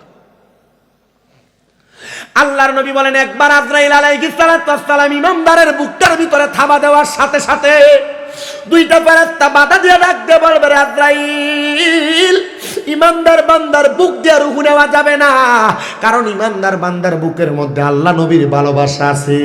এবার আজরাইল আবার ফিরে যাবে, আবার আজরাইল আলাইহিস সালাতু ওয়াস সালামকে আমার আল্লাহ পাঠাইবো, কারণ বান্দার সাজরাতুল ইয়াকিন নামক গাছের মধ্যে যে পাতায় নাম লেখা ছিল ওই গাছের পাতাটা ঝরে ঝরে পড়ে গেছে। এবার আজরাইল আইসা বিবাদ শিকান্নুর চেহারা মুবারক বরাবর হাতটা চালাইবো, যে চেহারা এত মায়া মায়া মায়া, ওই চেহারাটার মধ্যে যখন হামলা করবে কপালের মধ্য থেকে দুইটা ফেরেশতা বাধা দিব। আজরাইল ইমানদার বান্দার রূহটা কপাল দিয়া কবজ করা যাবে না, কারণ বান্দার কপাল দিয়া 5 ওয়াক্ত নামাজের সেজদা দিছে, এই বান্দার কপালের মধ্যে নামাজের নূর নূর নূর আছে, এই জন্য বান্দার কপাল দিয়া রূহ কবজ করা যাবে না। আজরাইল আলাইহিস সালাতু ওয়াস সালাম ফিরে যাবে, যাওয়ার পরে আবার প্রেরণ করা হবে। আজরাইল এসে ইমানদার বান্দার ডান দিকে হামলা চালাইবো, বান্দার ডান দিক থেকে 2টা ফেরেশতা বাধা দিয়ে ডাক দিয়ে বলবে, রে আজরাইল বান্দার ডান দিক দিয়ে রূহ কবজ করা যাবে না, কারণ বান্দার ডান দিকে তার দান এবং সদকা গুলো আছে। আজরাইল ফিরে যাবে, 4বার আবার আজরাইলকে প্রেরণ করা হবে। আজরাইল এসে আবার বান্দার বাম বাহু বরাবর হামলা চালায়া বান্দার রূহটা নেওয়ার যখন চেষ্টা করবে, এবার বাম দিক থেকে জবাব দিবে, রে আজরাইল বান্দার বাম দিক দিয়ে রূহ কবজ করা যাবে না, বান্দার বাম দিকে তার মা বাবার খেদমত আছে। এবার আজরাইল অপেক্ষা করবে, আল্লাহর ঘোষণা, এ আজরাইল জানো যে বান্দা কালিমা পড়ছে লা ইলাহা ইল্লাল্লাহু মুহাম্মাদুর রাসূলুল্লাহ সাল্লাল্লাহু আলাইহি ওয়াসাল্লাম ফাদাখালাল জান্নাতা, ওই বান্দা জান্নাতে যাবে। জান্নাতি বান্দার মরণ কষ্ট দিয়া হবে না। আর বেঈমান বান্দা মারা যাওয়ার সময় প্রস্রাব করছিল, পায়খানা করছিল, আর জান্নাতি বান্দা মারা যাবে, মরণের কষ্ট টের পাবে না। আজরাইল দাঁড়ায়া থাকবে, আর আল্লাহর আদেশ, বান্দা মরণের আগে কালিমা পড়বে। এই বান্দা যখন কালিমা পড়বে রে, বান্দার জবান দিয়ে একটা বাতাস বের হবে, ওই বাতাসের মাধ্যমে বান্দার রূহটা কবজ করবা। বান্দাটা তখন কালেমা পড়বে কেমনে জানো? ওই যে 2জন ফেরেশতা বান্দার সামনে আসছে, একটা ফেরেশতা জান্নাতি তুফা আপেলটার বান্দার সামনে ধরবে, আর মেশকো আম্বরের আতরের গানটা বান্দার নাকের কাছে ছেড়ে দিবে। বান্দা চক্ষু খুলে দেখবে জান্নাতি আপেলের মধ্যে কালেমা তৈয়বা লেখা। বান্দা জবান দিয়া পড়বে লা ইলাহা ইল্লাল্লাহু মুহাম্মাদুর রাসূলুল্লাহ সাল্লাল্লাহু আলাইহি ওয়াসাল্লাম। বান্দা যখন কালেমাটা পড়বে, মুখের বাতাসের মাধ্যমে বান্দার রূহ আজরাইল কবজ করবে, বান্দা টের পাবে না, ঘুমায়া যাবে। আরে ইমাম কুস্তালানী রহমতুল্লাহ আলাইহি কয়, জগতের মানুষ তোমরা শোনো, বান্দার রূহটা যখন কবজ করা হবে, একটা ছোট্ট বাচ্চা দুধের জন্য কান্না করলে মা মুখের মধ্যে দুগ্ধ দিয়া যখন মাথায় হাত বুলিয়ে দেয়, ছোট বাচ্চা যেমন ভাবে ঘুমায়া যায়, ইমানদার বান্দা তেমন ভাবে ঘুমায়া যাবে, বান্দা টের পাবে না, টের পাবে না। এবার আপনারা বলেন, এমন মরণ আমরা চাই কি চাই না? শেষ। বান্দার রূহটা নেওয়ার পরে আবার বান্দারে যখন নিয়ে যাবে, রূহ আর আজরাইলের সাথে কথোপকথন হবে। রূহ ডাক দিয়ে বলবে, রে আজরাইল এত আস্তে কেন নিয়ে যাও? আর বেঈমান বান্দা রূহ কইছিল এত তাড়াতাড়ি কেন নিয়ে যাও? রূহ ডাক দিয়ে বলবে, আজরাইল এত আস্তে কেন নিয়ে যাও? ডাক দিয়ে বলবে, তুমি যদি জানতা আল্লাহ তাআলা আমার জন্য কত বিশাল নিয়ামত রেডি করে রাখছে, তাহলে তুমি আমারে আরো তাড়াতাড়ি নিয়ে যাইতা। এবার রূহটারে নিয়ে যখন সামনের দিকে যাবে, আসমানের ফেরেশতারা সামনে, আজরাইলের হাতে ইমানদারের রূহটা থাকবে না। বাইং মাছ চিনি? বাইং মাছ নাকি হাতে থাকে না, ভিতরে থাকা শালি দিয়ে ধরলো কামে না। ইমানদার বান্দার রূহ আজরাইল আলাইহিস সালাতু ওয়াস সালামের হাতে থাকবে না।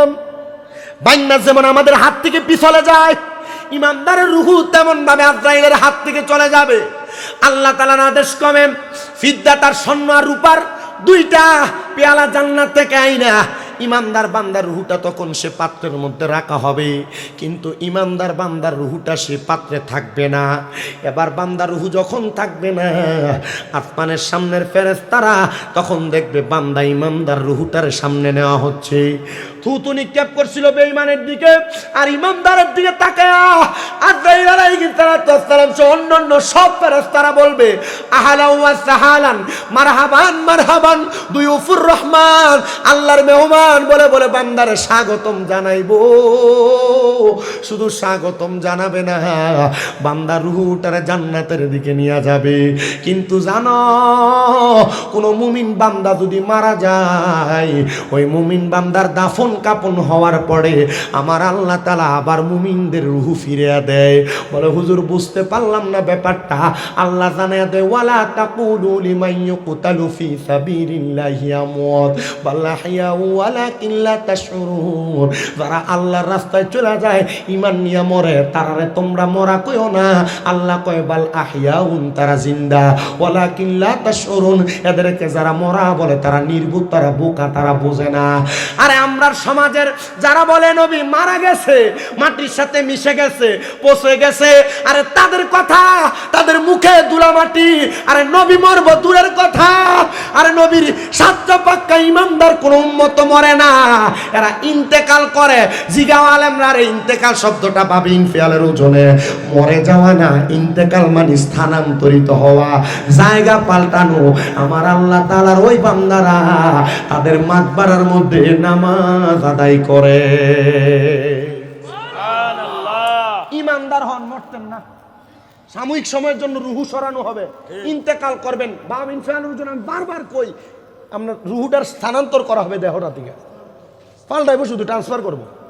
দুনিয়ার জীবন থেকে বড় আলমিনে আপনারা ফালাইব, আবার রুহু দেওয়া হবে। আচ্ছা চিন্তা করেন তো, এমন একটা মানুষ হইতে হইলে জীবন তার কেমনে সাজানো লাগবে।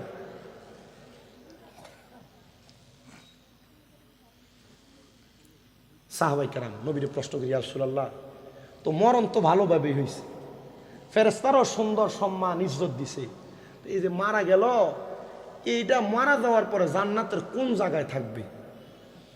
আপনারা যারা এখানে আছেন, কুমিল্লা খন্দকার হক টাওয়ার একটা দোকান নিতে হইলে নিচতলায় মিনিমাম 55-60 লাখ লাগে, ঠিক না? এত টাকা যে লাগে, কেউ যদি আপনারা বলে যে 55-60 লাখে নিচতলায় একটা দোকান পাওয়া যাবে, আপনি কি নিবেন? আপনি কি দোকানটা সাউন্ড ছাড়া নিবেন? কখনোই না। তো সাহাবাই কেন, ইয়া রাসূলুল্লাহ, আপনি যে আমাদেরকে জান্নাতের রূপও দেখাইতেছেন, তো জান্নাত যে আল্লাহ তাআলা বানাইছে এটা কেমন? নবী বর্ণনা দেন।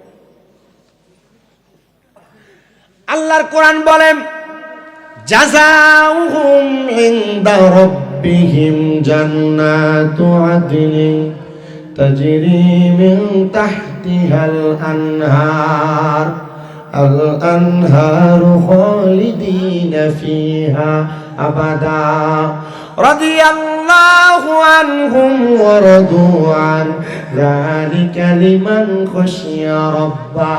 জবান খুলে জোরে জোরে কোন আল্লাহু আকবার।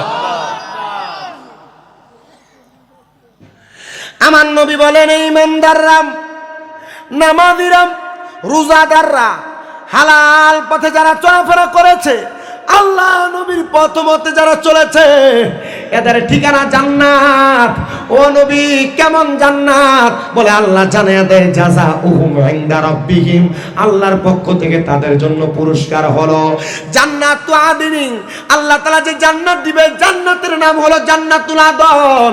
আল্লাহ কেমন জান্নাত? বলে তাজরি মিন তাহতিহাল আনহার, ওই জান্নাত এত সুন্দর, ওই জান্নাতের নিচে দিয়ে আমার আল্লাহ একটা নহর প্রবাহিত করবে। আরেকটা মজার কথা শুনাই, হযরত আব্দুল্লাহ ইবনে আব্বাস রাদিয়াল্লাহু তাআলা আনহু বলেন, আমি আমার নবীজির জবান মোবারকে বলতে শুনলাম, আমার নবী বলেন, ওই জান্নাতের নদীর মধ্যে আমার আল্লাহ তাআলা এক রকমের না, আমার আল্লাহ 1, 2, 3 কইরা 4 রকমের পানি প্রবাহিত করবে।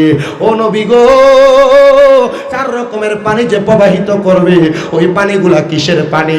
1 নাম্বার ইন্না আতাইনাকাল কাউসার, 1 নাম্বার পানির নাম হলো কাউসারের পানি।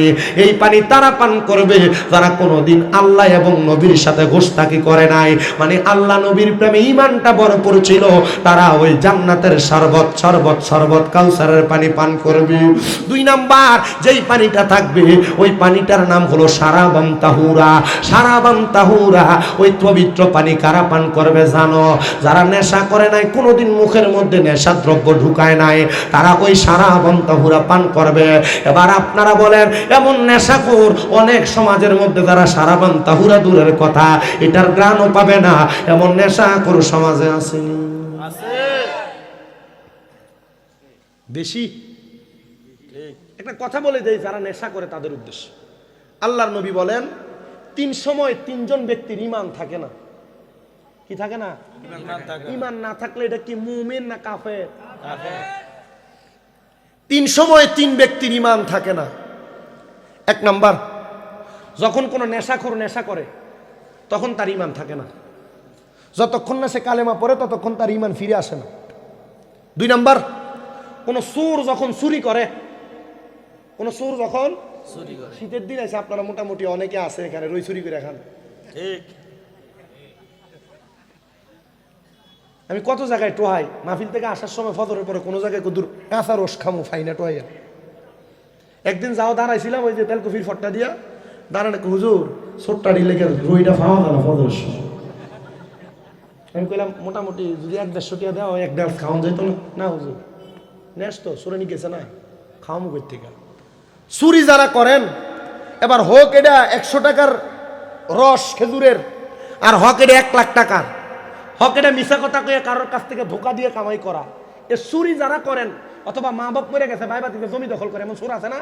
আছে। এটা তো আসতেছে পরে। আমি তো 4 প্রকারের পানির কথা কইছি না, 2 প্রকার পানি চলে, আর জান্নাতের মজার কথা বলতেছি। 2 প্রকার পানি, এটা হইলো শারাবান তাহুরা। এটা পান করবে কারা? যারা নেশা করে নাই। তাহলে নেশাখোর যখন নেশা করে, আপনারা যারা বন্ধু বান্ধবের পাল্লায় পরে নেশা করেন, আপনাদের কাছে আবেদন, এই নেশা করার কারণে আপনার ঈমান থাকে না, ঈমান চলে যায়। তো রাহমাতুল্লিল আলামিন নবী বলতেছেন 2 নাম্বার, যখন কোনো চোর চুরি করে তখন তার ঈমান থাকে না। নাউজুবিল্লাহ নাই? চুরি করা যাবে? যদি হযরত ওমর রাদিয়াল্লাহু তাআলা আনহুর সময়ের আইন থাকতো, ধরে ধরে হাত কেটে দিত 1 টাকা চুরি করলো। 3 নাম্বার, কখনো কোনো জিনাখোর যদি জিনা করেন, জিনাখোর যখন জিনা, বুঝেন তো, ঘরে বউ আছে, অন্য মিডিয়াতে লোক কানেকশন, যেটা এটারে কো জিনা। কোনো বিয়ে করছে না, রাস্তাত মায়ে ফেলে লেগে তোমরা যারা দাঁড়ায় থাও ছায়া থাও, এটারে কই জিনা। মোবাইলে যে মেয়েদের সাথে আপনি অবৈধভাবে কথা বলেন, এটারে বলে জিনা। আপনার কান দিয়ে যে গুনা মেয়েদের গলার আওয়াজ শুনেন, এটারে বলে জিনা। কোনো মেয়ের সাথে দেখা করার জন্য পাও দিয়ে হাইটেটা শিবপুর স্কুলের কাছে যাই গান, এটারে কই জিনা। আপনি কি মনে করছেন শুধু নারী পুরুষ মেলামেশা করলেই জিনা? না, শোনেন, জিনার 5টা ধাপ। জিনার কয়টা ধাপ? 5টা ধাপ। মা বোন যারা পর্দার অন্তরালে শুনতেছেন, আপনারা মনোযোগ দিয়ে শুনেন। আপনারা যারা আপনার জামাই বিদেশ, জামাইয়ের অনিচ্ছাকৃত শর্তে আপনি এলাকার পর পুরুষের সাথে কথা বলেন, আপনাদের জন্য ওয়াজটা একটু মনোযোগ দিয়ে শুনেন, একটু ধৈর্য দিয়ে শুনেন। তার মানে যারা জিনা করে তাদের ঈমান থাকে, যতক্ষণ না কালেমা পড়ে ততক্ষণ তাদের ঈমান ফিরে আসে না। জিনা 1 নাম্বার, মেলামেশার মাধ্যমে হয়, বিবাহ ছাড়া অবৈধ সম্পর্ক। 2 নাম্বার, শুনো মুসলমান, কোন পুরুষ মানুষ কোন গায়রে মাহরাম মহিলার দিকে, কোন নারী মানুষ কোন গায়রে মাহরাম নারীর দিকে যদি তার চোখ দিয়া তাকায়, তাহলে তার চোখের জিনা হয়। কোন পুরুষ মানুষ কোন গায়রে মাহরাম মহিলার সঙ্গে তার জবান দিয়া কথা বললে তার জবানের গুনাহ হয়। কোন পুরুষ মানুষ কোন গায়রে মাহরাম মহিলার কথা আর আওয়াজ তার কান দিয়া শুনলে তার কানের গুনাহ হয়।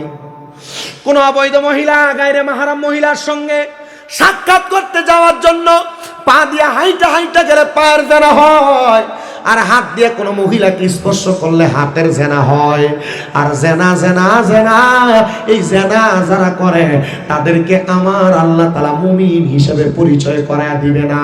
এদের মুখটা নোংরা অবস্থায় উঠবে, বেকাসুর ভাবে উঠবে, যাদেরকে দেখলে হাসরের ময়দানে চিনা যাবে না। অন্য নবীর উম্মতেরা প্রশ্ন করবে তারা কারা, তাদেরকে মুহাম্মদুর রাসূলুল্লাহর উম্মত বলে পরিচয় করে দেওয়া হবে না। ডাইরেক্ট বলবে এরা জেনা করে, এরা অবৈধ সম্পর্ক করনেওয়ালা। শিমপুর কেন্দ্রিক ময়দানের বাবা শুনো, এই জেনা যারা করে, গোপন ভাবে যারা গুনাহ করে, লুকে লুকে যারা গুনাহ করে, এমন গুনাহগারদের জন্য, গোপন পাপ করনেওয়ালার জন্য, জেনা করার জন্য আল্লাহ তাআলা দুনিয়াতে 3টা শাস্তি রাখছে। 1 নাম্বার, আল্লাহ তাআলা জেনা করার হায়াত কমায়া দেয়। কি কমায়া দেয়? হায়াত কমায়া দেয়, হায়াত কমায়া দেয়। 2 নাম্বার, আমার আল্লাহ তাআলা জেনা করার চেহারার নূর কমায়া দেয়, নূর। 3 নাম্বার, আল্লাহ তাআলা জেনাখোরদেরকে গোপন রোগ দেয়, গোপন রোগ। আল্লাহ তাআলা শুধু তাই করেন না, তাই করেন না, আরেকটা হাদিসে মুবারাকা হযরত আনাস ইবনে মালিক রাদিয়াল্লাহু তাআলা আনহু বলেন, আমার নবীজির জবান মুবারকের বাণী, জেনা করার কারণে আমার আল্লাহ তাআলা রুজির বরকত কমায়া দেয়। মহিলা দেখছেন আপনার ভাবি, আমাদের সমাজ মনে করে, যার ভাবি মনে করেন আমার ওয়াইফ আমার ছোট ভাই দেখছে, মনে করে ছোট ভাইয়ের বউ এটা ভাইয়ের মতো, এটা মনে করে না। আল্লাহর নবীর হাদিসে মুবারাকা বলে, একটা ভাবির জন্য তার দেবর 2টা ধ্বংসের কারণ। 1 নাম্বার, একটা ভাবির জন্য তার দেবর হলো কাল সাফের মতো। 2 নাম্বার, একটা ভাবির জন্য তার দেবর হলো মৃত্যু সমতুল্য। সাপ কামড় দিলে মানুষ যেমন মারা যায়, একটা দেবরের সামনে ভাবি গেলে সে মৃত হয়ে গেছে, তার কোনো দাম নেই। মৃত মানুষের দেহের কোনো দাম আছে? একটা ভাবি যদি তার দেবরের সামনে যায়, তার দাম এমন কমে যায়। সিদ্ধান্ত আপনারা। এখন আপনারা আপনাদের বউদেরকে বেপরদা চলতে দিবেন কিনা? হুজুর বেপরদা কি বলেন? আমার এলাকায় গায়ে হলুদ হয়, দেবর ভাবি এক সমানে নাচে। কথা কন না কেন? আছে না? এই গায়ে হলুদের ভিতরে যে নাচ গান দিয়ে শুরু করলেন, আর আমরা হুজুরের যাই, হুজুর তো বাধ্য না গেলে তো স্যার কি শেষ। হুজুর যে দোয়া করে, এটার গুণও কমিটির উপরে পড়বো। যদি হুজুরের মানা না করে, যে গান বাজ নয় এনে বিয়ে পড়াইতেন যায় না, হুজুরে দোয়া করে আল্লাহ এই বিবাহ বন্ধনের মাধ্যমে, এটা হুজুরের গায়ে পড়ে, অসুবিধা নেই, এটা মিলে দিলই আমরা। হুজুরে দোয়া করে আল্লাহ এই বিবাহের মাধ্যমে যে সন্তান হবে, আপনি একটা নেক সন্তান দেন। আপনি হারাম কাম দিয়ে বিয়ে শুরু করছেন, নেক সন্তান দিব, এই ফুতে বড় অনের পরে আর মা বাপরে বাদ দেয় না। আগে শেখ হচ্ছে ইয়া রাসূলুল্লাহ, তারা কারা বলে? যারা পোশাক পরেও ছিল উলঙ্গ, এরা তারা। যারা পাতলা পাতলা কাপড় পরে, কাটাই ফিটিং বোরকা জামা কাপড় পরে, আল্লাহর নবী সেই মহিলাদের কথা বলছে। এরা ওই মহিলা যাদের স্তনের মধ্যে গরম রড লাগাই দিয়ে তাদেরকে শেক দেওয়া হচ্ছে। নবী বলে আরেক প্রকার মহিলা দেখছি রে, যাদের চুলের মধ্যে ধরে আগুনের মধ্যে শেক দেওয়া হয়। ইয়া রাসূলুল্লাহ, ইয়া হাবিবাল্লাহ, নবী গো আপনার কাছে জানতে চাই ওই মহিলা কারা? বলে তারা হইল সেই মহিলা যারা চুল বাঁধার সময় তাদের চুলকে ওটের কুজের মতো বাঁধছে। দেখবেন মহিলার কপাল থাকে নিচে, চুল বাঁধার পরে মাথা হইয়া যায় তোষা, মাথা স্কেপ বাঁধার পর মাথার মুখের চাইতে চুল অনেক উঁচা দেখা যায়। আল্লাহর নবী সেই মহিলার কথা বলছে যে মহিলাদের মাথার চুলটাকে ওটের কুজের মতো অথবা গরুর ছুরির মতো উঁচা করে বাঁধে। নবী আমার কই আমি দেখছি ওই মহিলাদের চুলের মধ্যে ধরে আগুনে শেক দেওয়া হচ্ছে। আরেক প্রকার মহিলা দেখছি রে, যাদের জিহ্বাকে আগুনের লোহার গরম কেচি দিয়া কাটে, অথবা কেচি লোহার গরম শিক লাগায়া এদের দেহকে শেক দেওয়া হয়। নবী গো তারা কারা? এরা হলো সেই মহিলা যারা তাদের স্বামী এবং সন্তানকে গজব দেয়। আল্লাহর গজব তার উপর পড়ে না, ফুতে কোনো কাম করতে দেরি হইলে এমন গজব দেয়। স্বামী কোনো সময় আঘাত করলে মারলে কই খোদার গজব তোর উপরে পড়ক, এমন আজাব গজব দেনওয়ালা মহিলাও শিমপুরে আছে না? এমন আজাব গজব যারা দেয় সন্তান আর স্বামীরে, নবী বলে তাদের জিহ্বার মধ্যে গরম রড লাগাই দিয়ে, অথবা কেউ কেউ বলেন কেচি দিয়ে কাটা হচ্ছে। এ 3 প্রকার মহিলা দেখছেন রাহমাতুল্লিল আলামিন। আমার শিমপুর এলাকার বাবা, এই ওয়াজের জগতে যতদিন করতেছি এমন কয়েকবারের ভিতরে পড়ছে খুতবা নাই, মিলাদ নাই, দুরূদ শরীফ নাই, জিকির আজকার নাই, ডাইরেক্ট ওয়াজ।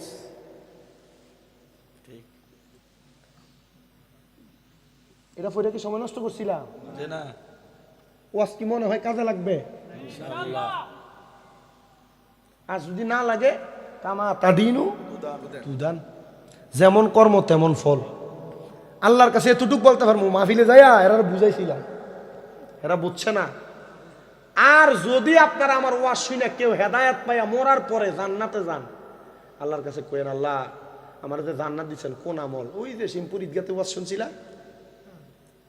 এই ওয়াজ শোনার কারণে জান্নাত।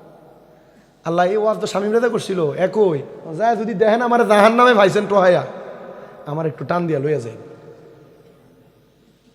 অন্য কোনো কারণে নেন আর না নেন, শাহপুরের মুরিদ কাটা আছেন, একটা হাত তোলেন।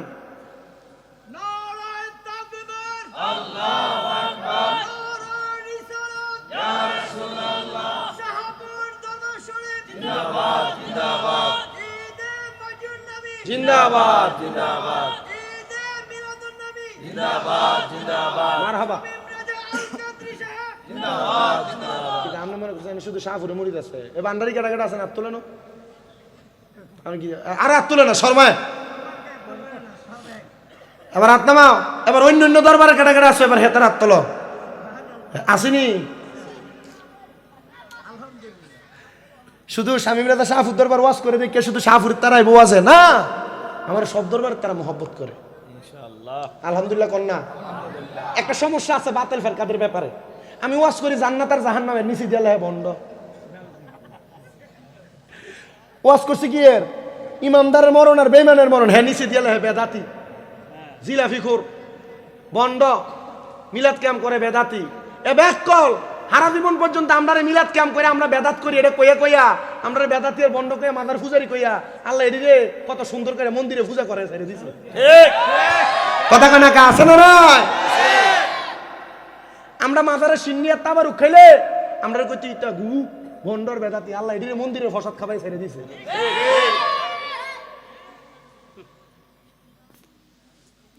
কারণ মুনাফিক আল্লাহ চিনিয়ে দন লাগতো না।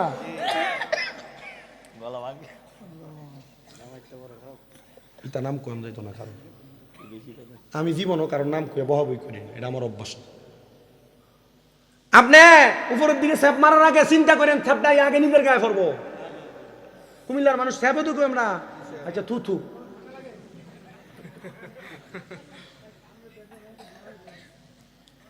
তবে আমরা সুন্নি মুসলমান, এটা থেকে সাবধান। আমাদেরকে মাজার পূজারি বলার কয়েকটা ক্রু আছে তাদের কাছে, আমরা ফিসুন দিয়ে নাম দিই উরুস মুবারক আর বেডি তিন না খার করে এই গান কইবার লাগে। কথা কন না আছে না? এরা ভণ্ড, এদের সাথে সুন্নিদের কোনো সম্পর্ক নাই, শাহপুর দরবারের কোনো সম্পর্ক নাই। সামাকাওয়ালি হইলে আলাদা বিষয়, সামাকাওয়ালি করে না, হ্যাঁ গান জানা খেয়া আর 6 ইঞ্চি না গীতা গলাত না ডাইলা এই স্টেজে না ওটার মধ্যে গান হইতে পারো না। কথা কন না কেন? আপনারা বলেন এমন আছে না নাই? ওই মাইজবান্ডারি ভাগলা উদা আবার ফেরতে পেতো না, তোমরা কিছু কই না। আমার বাবা মুজিব বাবার মুরিদ, তা আমি কেমনে কইতাম? পিতা বেরিয়ে দিয়ে গান করে, আমরা এদের বিপক্ষে। কথা কন না কেন? আমরা খবর পান নাই? এদের আবুল সরকার কি সুন্দর কইতেছে, আল্লাহ এক ময় 2 দিন কথা কয়, আল্লাহর গোয়া কোনটা মাথা কোনটা খুঁজে পায় না। বাংলাদেশ সরকারে ধন্যবাদ দেই, প্রশাসনকে ধন্যবাদ দেই, যারা বলে আল্লাহর গোয়া মাথা খুঁজে পায় না এদেরকে শাস্তি দেন, দরকার আছে না নাই? কত সুন্দর কইতাছে, কুল আউযু বিরাব্বিন নাস মালিকিন নাস ইলাহিন নাস। আল্লাহ বলে কোরআন শরীফের সূরা নাসের সব জায়গায় নাস বল লিখে কইছে। শয়তান কোনটা শয়তান। আবুল সরকার কোরআনুল কারীমের ভিতরে আল্লাহ তাআলা সূরা নাসের ভিতরে নাসার কথা কইছে, এই কথা কইরা কোরআন ব্যঙ্গ করছে, কোরআন অবমাননা করছে। বাংলাদেশের প্রশাসন সহ ডক্টর মোহাম্মদ ইউনূসের কাছে আজকে 2 সপ্তাহ পর্যন্ত সোশ্যাল মিডিয়ার মাধ্যমে আমি আবেদন জানাইছি, এমন একটা নাস্তিক মুরতাদ যে কোরআন অবমাননা করে বাইতুল মুকাররমের সামনে জিহ্বা কেটে দেন, আর কখনো কোরআন অবমাননা করার সাহস পাবে না। ডান হাত তুলে বলেন ঠিক কিনা? তবে আমি আরেকটা আবেদন করছিলাম, আবুল সরকারের জিহ্বাটা কাটানোর আগে বাংলাদেশের কয়েকটা মৌলবীরও জিহ্বা কাটতে হইব। যে মৌলবী স্টেজের ভিতরে বয়া বয়া কইছে কোরআন শরীফের 52 জায়গায় ভুল আছে, যে মৌলবী স্টেজের ভিতরে বয়া কইছে আল্লাহরে সর্বশক্তিমান কইলে বলে শিরিক হইব, যে মৌলবী স্টেজের ভিতরে বয়া কইছে নবীর স্ত্রী মা খাদিজা কোনোদিন নামাজ পড়ে নাই, যে মৌলবী স্টেজে বয়া কইছে নবীর স্ত্রী মা খাদিজা কোনোদিন রোজা রাখে নাই, এই সমস্ত মৌলবীদেরকে জিব্বা কাইটা দাও, জিব্বা কাইটা দাও, এটা ফরজ, জিব্বা কাটতে হবে। রাজি আছে কারা কারা? হাত উঠে আল্লাহকে দেখা দাও। এই হলো ভাগলা।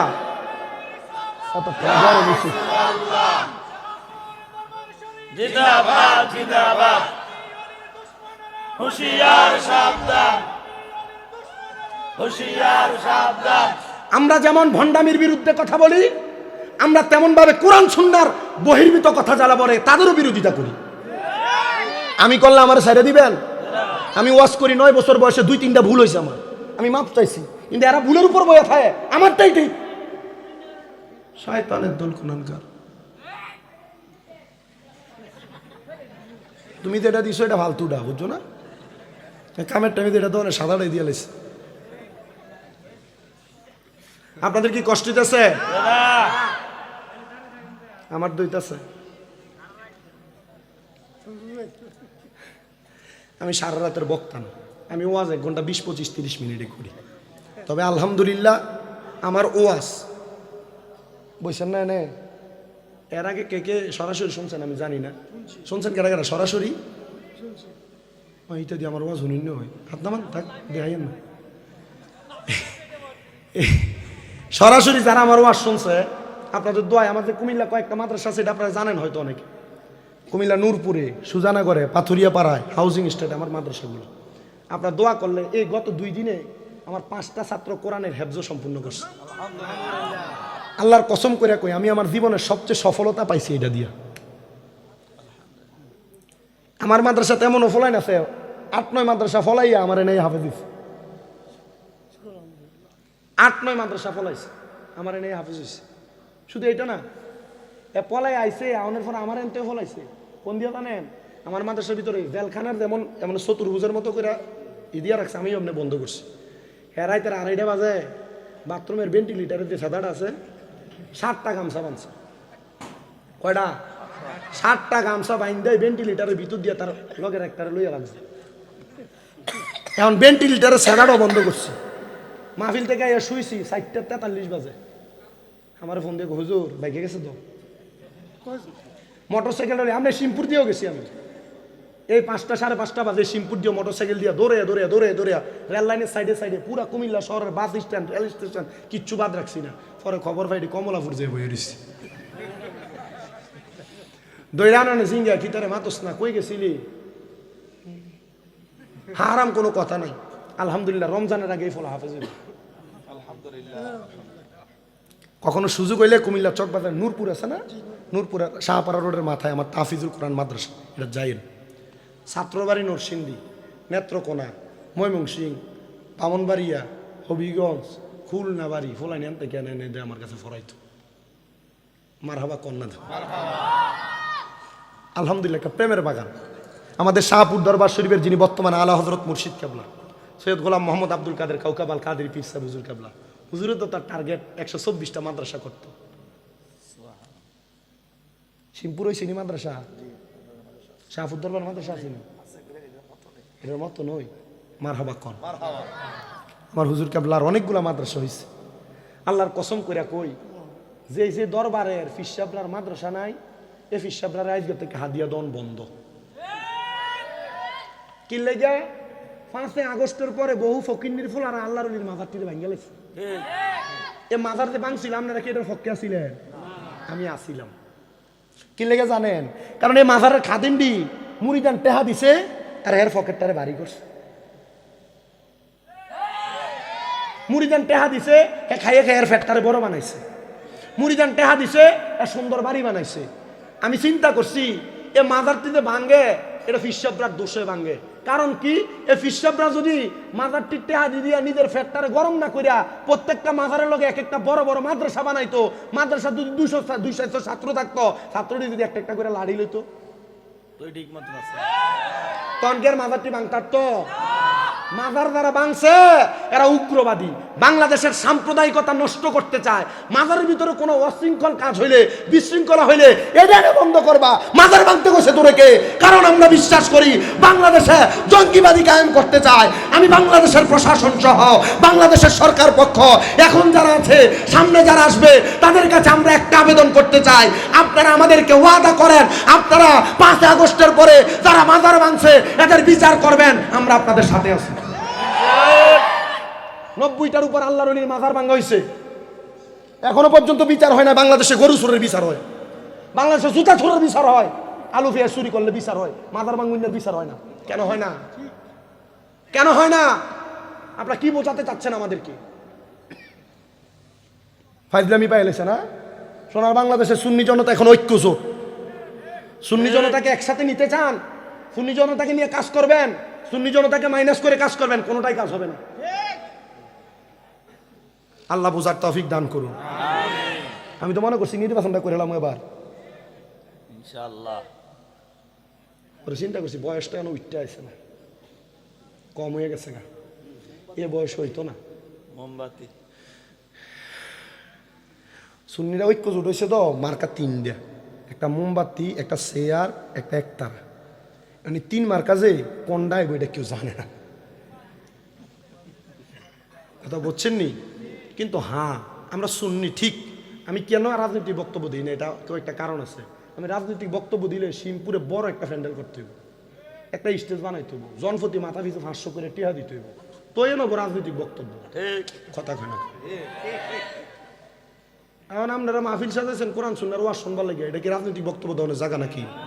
বহুত মৌলবী সাহেবরা কিন্তু স্টেজের ভিতরে রাজনৈতিক বক্তব্য দিতে দিতে লাগে জায়গা লাগে না? কোনো পয়সা কি স্টেজের ভিতরে রাজনৈতিক বক্তব্য দিতা? মানুষ ওয়াজ মাহফিল সাজাইছে, তুমি রাজনৈতিক বক্তব্য দাও। বহুত নেতারা এলে সেটা না, বহুত হুজুরা দেখছেন না স্টেজে, আমি সেটি না, আবার আমি সব নেতারা লেগে 5-10 মিনিট করে রাখি। কারণ নেতারা ওয়াজ মাহফিলের ভিতরে দাওয়াত দেখি লেগে, এটা আমি তো জানি। কারণ মসজিদের মাহফিল হলে দাওয়াত দিলে মসজিদে কটাটিয়া দান করবে লেগে দাওয়াত দেয়। ঠিক। মাদ্রাসার মাহফিল হইলে নেতাটিরে দাওয়াত দেয়, মাদ্রাসার কটাটিয়া দান করবে লাগে। মানে আমি যদি নেতা আইলে সেটাতে বেটার টিয়া দিব, আমি আর লেগে সব নেতারা লেগে কটা কটা জায়গা রাখি, কিছু কই না। আল্লাহ কবুল করেন, আমিন করেন। আমিন। এবার কোন ওয়াজ কই আছি?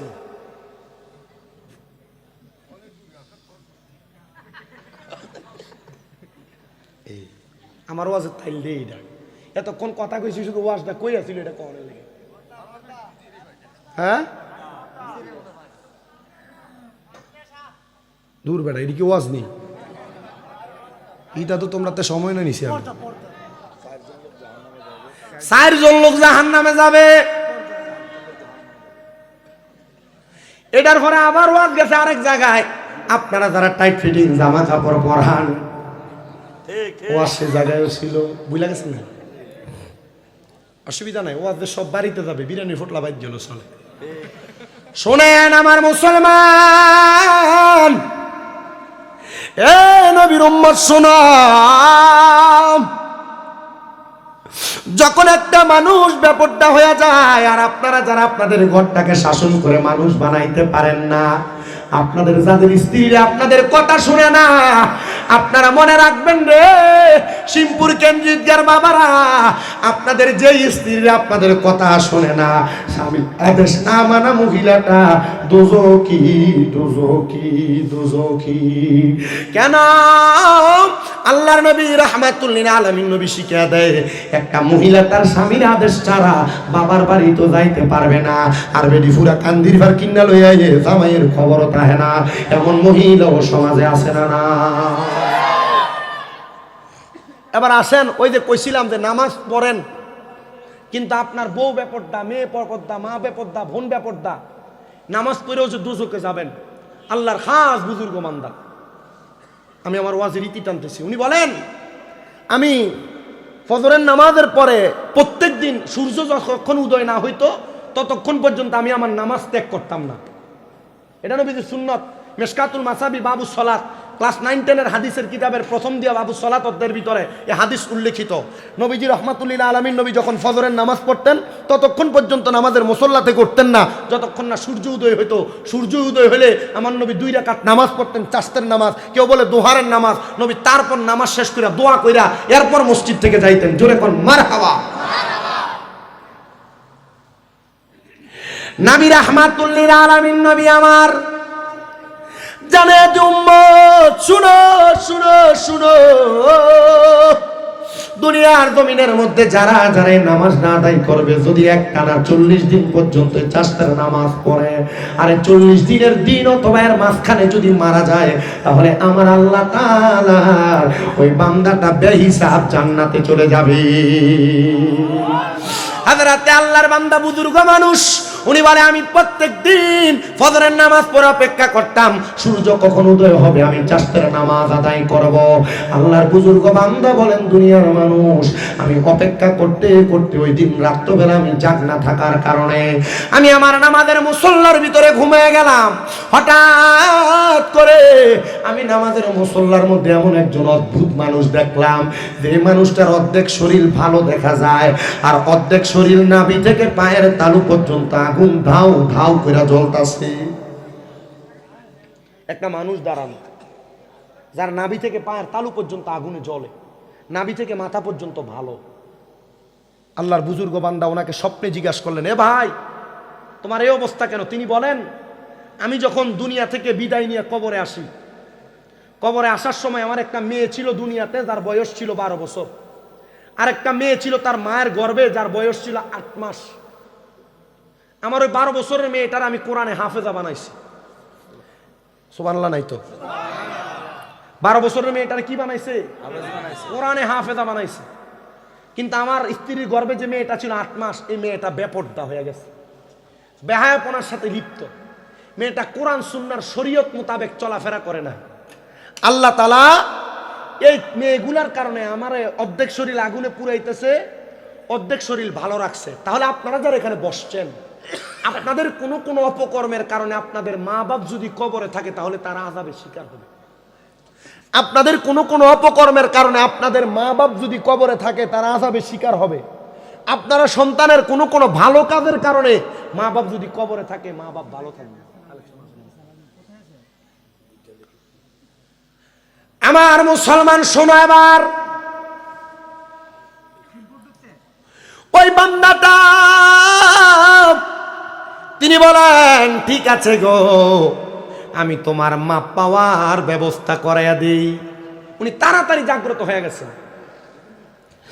সাথে সাথে জাগ্রত হয়ে আল্লাহর বান্দা ডাক দিয়া কয়, এ দুনিয়ার মানুষ শুনো, আমি পুরা দামেস্ক এলাকা তালাশ করতে লাগলাম, কে এমন ব্যক্তি যে তার স্ত্রীর গর্ভের মধ্যে 8 মাসের একটা বাচ্চা রাইখে ইন্তেকাল করছে। একটা মেয়ে মানুষ 12 বছর হাফেজা রাইখে ইন্তেকাল করছে।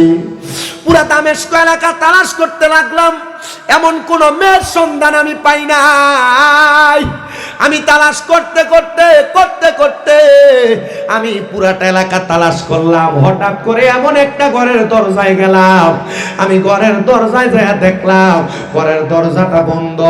আমি সালাম দিলাম, আসসালামু আলাইকুম ওয়া রাহমাতুল্লাহ, আসসালামু আলাইকুম ওয়া রাহমাতুল্লাহ, আসসালামু আলাইকুম ওয়া রাহমাতুল্লাহ। আমি যখন 3 বার সালাম দিলাম, আমার সালামের জবাব দেয় না। হঠাৎ করে একটা মেয়ে ঘরের দরজাটা খুইলা, ভাত খাওয়ার পরে যে পানি থাকে, আমরা এটারে ভাত পানি আইডা পানি বলি, এমন ময়লা পানি ঘরের দরজাটা খুইলা আমার গায়ের উপরে ফিক্কা মারছে। আমি এই পানিগুলা গায়ের উপরে মারার পরে আমি রাগান্বিত হয়ে ঘরের দরজা থেকে চলে যাইতে লাগছিলাম। এমন সময় একটা মেয়ের গলা দিয়া সালামের জবাব দেয়, ওয়া আলাইকুমুস সালাম ওয়া রাহমাতুল্লাহি ওয়া বারাকাতুহু। আমি মেয়েটার সালামের জবাব পাই, আমি তার দিকে তাকাইলাম না। আমার দ্বিতীয়বার সালাম দেয়, সালামের জবাব দেয় ওয়া আলাইকুমুস সালাম। আমি তখন আর মেয়েটার দিকে তাকাইলাম না। আমার তৃতীয়বার সালামের জবাব দেয়, আমি তার জবাব দেওয়ার পরে আমি তার দিকে তাকাইলাম না। 3 বার জবাব দেওয়ার পরে আমি দেখলাম মেয়েটা এবার আমার সালাম দেয়, আসসালামু আলাইকুম ওয়া রাহমাতুল্লাহি ইয়া শাইখুল মাশায়েখ। আমারে যখন সালাম দে, আমি সালামটা পাইয়া আমি সাথে সাথে আবার তার দিকে তাকাইলাম। আমি দেখলাম 2টা মেয়ে দাঁড়ানো। মেয়েটা ডাক দিয়ে কই, হুজুর মনে কষ্ট নিবেন না, মনে কষ্ট নিবেন না, আমার এই বোনটা একটু উগ্র স্বভাবের, সে বেপরদা ইসলামী শরীয়ত মেনটেন করে চলাফেরা করে না, এই জন্য সে আপনার সাথে বাজে ব্যবহার করে পানি ফিকা মারছে। হুজুর ডাক দিয়ে কয়, হ্যাঁ আমি এখন বুঝতে পারছি তোমার আব্বা জানের শরীরটা জাহান্নামের আগুনে কেন জ্বলে। মাইয়াটা একটা লাফ দিয়া হুজুরের পাগুলার মধ্যে পড়ে গেছে। হুজুর, হুজুর আপনি কি বলেন? আমার আব্বা জান বুঝি আমার জন্য জাহান্নামের আগুনে জ্বলে? আমি তো আমার আব্বারে দেখি নাই, আমার আব্বা কেন আমার কারণে জাহান্নামের আগুনে জ্বলে? ডাক দিয়া কই, অন্য কোনো কারণ না, অন্য কোনো কারণ না, তুমি মাইয়াতে বেপরদা বেআমল, এই জন্য তোমার আব্বা জাহান্নামের আগুনে জ্বলে। মাইয়া কান্দে আর ডাক দিয়া কই, হুজুর এমন কোন আমল আসেনি গো, আমি তো আমার আব্বারে আমার জীবনে দেখি নাই, আমি মায়ের গর্ভে 8 মাস অবস্থায় থাকতে আমার আব্বা বিদায় হয়ে গেছে। হুজুর বলেন না আমার আব্বা জান কবরে কেমন আছে, আমি এমন কোন আমল করলে আল্লাহ তাআলা আমার আব্বারে কবরে ভালো রাখবো? হুজুর তেলাওয়াত করে, ওয়া মিনাল লাইলি ফাতাহাজ্জাত বিহি নাফিলাতাল লাকা আসা আইয়াবাসাকা রাব্বুকা মাকামাম মাহমুদা। এ মাইয়া বেপরদাপনা ছাইরা পর্দায় প্রবেশ করো, 5 ওয়াক্ত নামাজ পড়ো, আল্লাহর দরবারে তাহাজ্জুদ পড়ে দোয়া করো। আমার বিশ্বাস রে মাইয়া, তোমার নেক আমলের কারণে আমার আল্লাহ তোমার আব্বা জানরে মাফ করে দিবে। এই শ্যামপুর কেন্দ্রীয় ঈদগাহ জামে মসজিদ ময়দানের জান্নাতের বাগানের বাবারা, আপনারা বলেন কোন বাবা মা কবরে থাকার কারণে সন্তান যদি নামাজ পড়া তাহাজ্জুদ পড়া কোরআনওয়ালা সুন্নাহওয়ালা হইয়া দোয়া করে, আমার আল্লাহ তার মা বাবারে মাফ করতে পারে, এই বিশ্বাস আমাদের আছে না নাই? মাইয়াটা 1 সপ্তাহ পর্যন্ত বেপরদাপনা বন্ধ পর্দা করে 5 ওয়াক্ত নামাজ পড়ে। 1 সপ্তাহ পরে হুজুরের কাছে গেছে, হুজুর আমার আব্বা এখন কেমন আছে? হুজুর কারে দেখছি তো স্বপ্ন, এখন দি মাই আমার দিকে আমি দি বিপদে দেখাম কেমনে? আপনারা বলেন এবার আল্লাহর ওলিরা চাইলে মুরাকাবা মুশাহাদার মাধ্যমে দেখাইতে পারে কিনা? ফারে ফারে তখন মুরাকাবা কেমনে করে? কই কোনদিন শাহফুর দরবারে গেছেন, দর্শে হাদিসে জুমার নামাজের পরে বইয়া জিজ্ঞাসেন হুজুর মুরাকাবা কেমনে করে শিখিয়ে দেন। মাইজবান্ডারি যারা আছো তোমরা কোনো সময় তোমরা ফিরজারে ফিরসাবরারে ফিরের অনুসারী যারা তারা জিজ্ঞাসিলা? অন্যান্য দরবারে যারা আছেন মুরাকাবা কেমনে করে জিজ্ঞাসিলেন? মুরাকাবা করতে হইলে সর্বনিম্ন 3 মাস হারাম খাওয়া যাবে না, নামাজ 1 ওয়াক্ত মিস করা যাবে না।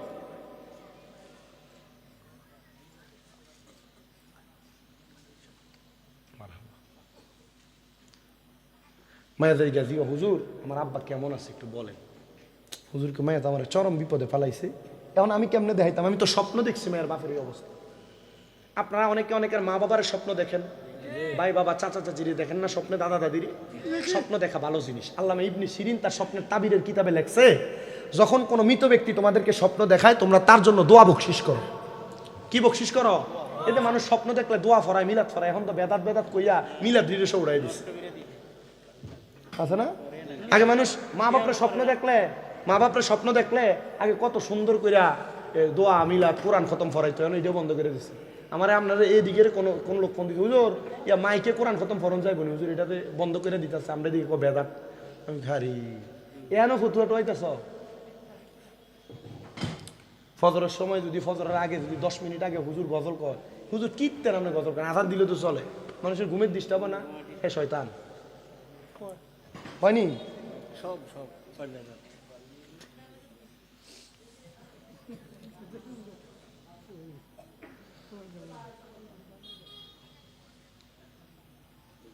মায়া ডাক দিয়ে বলতেছেন, স্বপ্নের তাবির।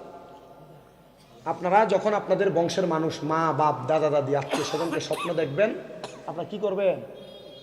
দোয়া মিলাদ ফরা, মানে হুজুর দাওয়াত দিবেন। মনে করেন হ্যাঁ রিস্কা চালায়, হ্যাঁ হুজুর দাওয়াত দিয়ে 200 টাকা দিয়ে দেবে উঠতে গেল না, দরকার নাই। যদি ফারেন ফরাইবেন হুজুর দিয়ে, না পারলে নিজে কি যারে স্বপ্ন দেখছেন তার কবরে ফারা যাইতে পারতেন না? না এটাও বেদাত না। কবরের দিকে ফিরে দোয়া করে না, পশ্চিম দিকে ফিরে দোয়া করো। আপনি মদিনা গেলে দেখবেন আল্লাহ রসুলের রজার দিকে ছায়া হাত তুললে এমনি আপনার ঘুরে দেয়। ইটা নজদিরার দালাল বলে হুজুর হেতারা কি আমরা থেকে বালা বুঝে না? আমরা বাংলাদেশি এরা জি না, খালি মক্কা মদিনা থাকলে বালা বুঝবে, বিষয় এমন না। যদি হেতারা বালাই বুঝতো তাহলে সৌদি আরবে রিয়া দে সিনেমা হলটা বানাই লইলে না। কথা কন না কা যদি ভালোই বুঝতো নারীদেরকে ড্রাইভিং লাইসেন্স দিল না। যারা কয় যে শুধু সৌদি আরবে এটা আছে সেটা নাই, এরা কইও তো সিনেমা হল যায় সাউন্ডটা জায়েজ যে মদের বার খুলে দিছে যে এটাতে জায়েজ। সৌদি আরব তো আছে, তো তুমিও খোলো মদের বার, জায়েজ। কবরের পারে যে দোয়া করবেন না বেদাত?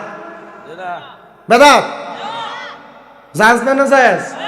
রহমতের নবী বলেন, আবু সাঈদ খুদরি রাদিয়াল্লাহু তাআলা আনহু থেকে হাদিস বর্ণিত, তিনি বলেন একটা মৃত মানুষের কবরের সামনে যখন তারা হালে আওলা যে হাত বাড়ায় দোয়া করে, একটা সমুদ্রের ভিতরে ডুবে যাওয়া ব্যক্তিরে হঠাৎ করে নৌকা দিয়ে উদ্ধার করলে সে যেমন খুশি হয়ে যায়, একটা কবরবাসীর জন্য তারা আওলাদরা দোয়া করলে কবরবাসী তার চাইতে বেশি খুশি হয়ে যায়।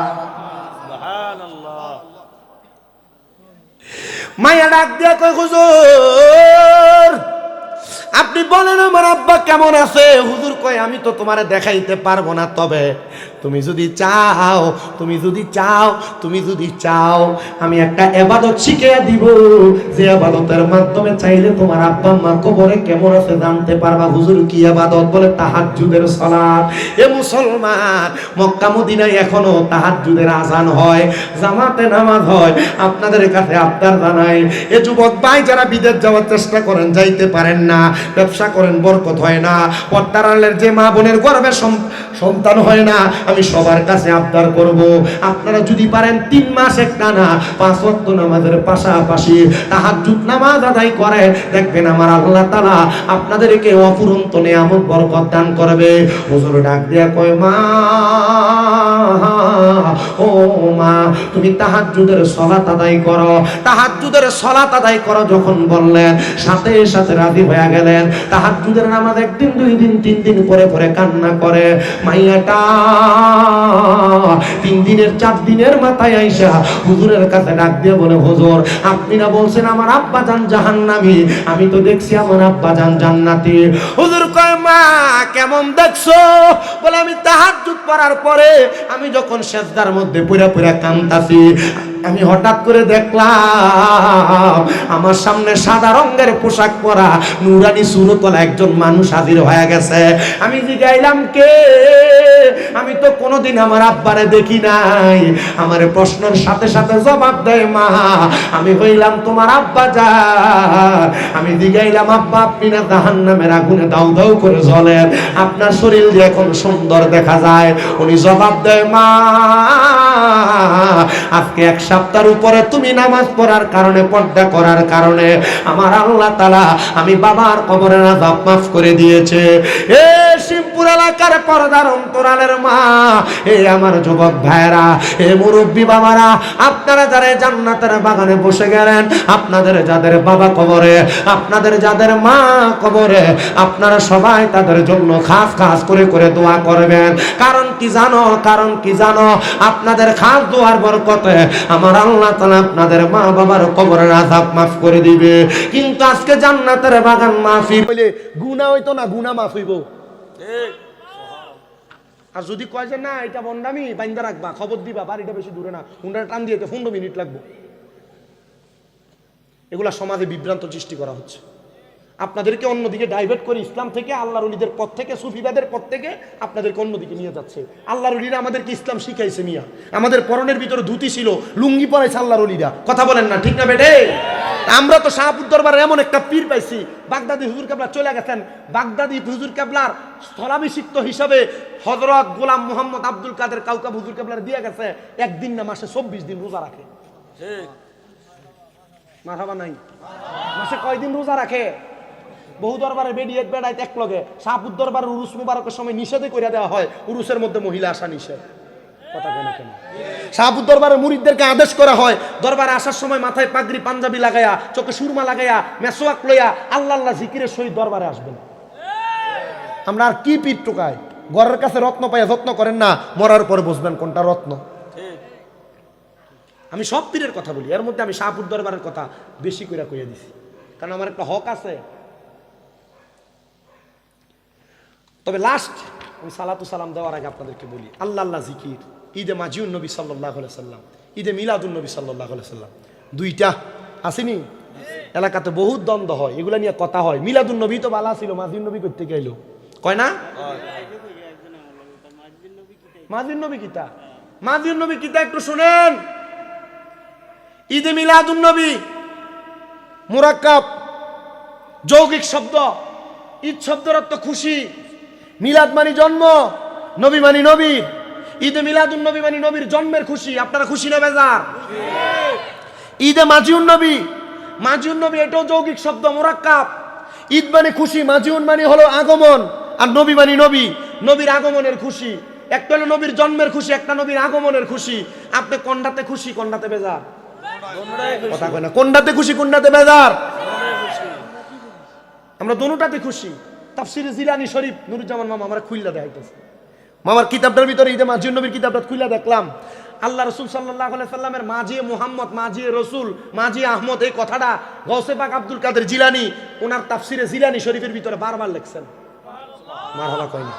এখন আমরারে কয় মিলাদুন নবী তো বাতিল ফেরকারা মানে না, মাজিউন নবী মানবো কেমনে? নতুন আরেকটা ঢুকাই দিলে এটা কোনটা করলা? আরে না, বাতিল ফেরকা মিলাদুন নবী মানে না, এটা মানবে না তারা কিদা?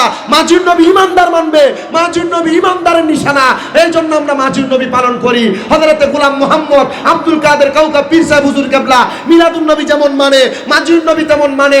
মাজিউন নবীর মাধ্যমে নুরুন নবীর শুভাগমনের কথা বাংলার ঘরে ঘরে প্রচার করতে চায়। বাগদাদি মুর্শিদ পাক পাঞ্জাতনের জিকির যখন চালু করে, মানুষকে হাত পাঞ্জাতন আবার কি, এখন ঘরে ঘরে পাক পাঞ্জাতন চলে। জোরে কোন মারহাবা। জোর মাজিউন নবী, নবীর শুভাগমন। তো মিলাদুন নবী কই, মাজিউন নবী কেন কমু? কেন কমু, কি কারণে বলবো? মাজিউন নবী বলতে নবীর শুভাগমন না। আচ্ছা, 570 খ্রিস্টাব্দে নবীজি রাহমাতুল্লিল আলামিন নবী মা আমেনার রেহেম মুবারক থেকে দুনিয়াতে আগমন করছে, জন্মগ্রহণ করছে। এটা হইল মিলাদ। এটা কি? জন্ম। এবার আপনারা বলেন, নবী কি 570 খ্রিস্টাব্দে যখন মার গর্ভ থেকে আসছে তখনই নবী, নাকি আল্লাহ তাআলা যখন কিছু বানাইছে না তখন থেকে নবী? তার মানে আল্লাহ তাআলা নবীরে মার গর্ভ থেকে দুনিয়াতে সবচেয়ে বড় শুভাগমন করাইছেন। মারহাবা কন্যা। এরপর নবী এখান থেকে যত যত জায়গায় গিয়েছেন এগুলো শুভাগমন, কিন্তু সবচাইতে বড় শুভাগমন মার গর্ভ থেকে দুনিয়াতে আসা। যেমন মিলাদ তেমন শুভাগমন, দ্বন্দ্ব করার কিছু নাই। নবীর শান যারা মানে তারা একটা ছোট পাক বড় হবাক সব মানে। আল্লাহ তাআলা নবীর মিলাদের সাথে মাজিউন নবী উদযাপন করার তৌফিক আমাদেরকে দান করে। আমরা দেখবেন কত মানুষ হুজুরও ফতোয়া দিয়ে দেয়, বড় বড় হুজুর, কিন্তু আমার উস্তাদরাও আছে, আমি জানি কয়েকজন আছে, বলে হুজুর এরা কি বোঝে না? বোঝে। কাহিনী হলো নিজের বড় মুহাদ্দিস আর বড় মুফতি প্রমাণ করার জন্য আমি শুধু শুধু একটা বিষয় দ্বন্দ্ব লাগাইয়া পুরো কুমিল্লা শহরটার ভিতরে শাহপুর দরবারে কালার করার চেষ্টা করবেন। জি না, আপনি এক দিক দিয়ে টানবেন আর আল্লাহ উপর দিয়ে তুলবেন। কথা কন না, ঠিক না বেঠে? বর্তমান হুজুর কেবলার সোহবতে থাইকা বহু যুবক পোলাপানের আগে দাড়ি শেভ করতো, ক্লিন শেভ করতো, কামাইতো, চুলের স্টাইল করতো, চুলের র্যাক দিত। হুজুর কেবলার সোহবতে যায়া জুমার নামাজ হুজুর কেবলার পেছনে পড়া এখন অটো চালায় পাঞ্জাবি গায়ে দিয়ে। মারহাবা কয় না তো? অটো চালায়, কাঠ মিস্ত্রি কাম করে, মাথায় ফাগরি দিয়া আছে না? আপনি কুমিল্লা শহরে দেখেন। আপনাদের সবার কাছে করো জোরে আবদার, আল্লাহ যেন আমাদেরকে নূরানি সোহবত আউলিয়া কেরামের দান করে। জোরে পড়েন আমিন। ফারিস্তোं की सलामी देने वाले फौजे पढ़ती थी, जनाब सैयदा हजरत माँ आमिना सुनती थी, ये आवाज आती थी या नबी।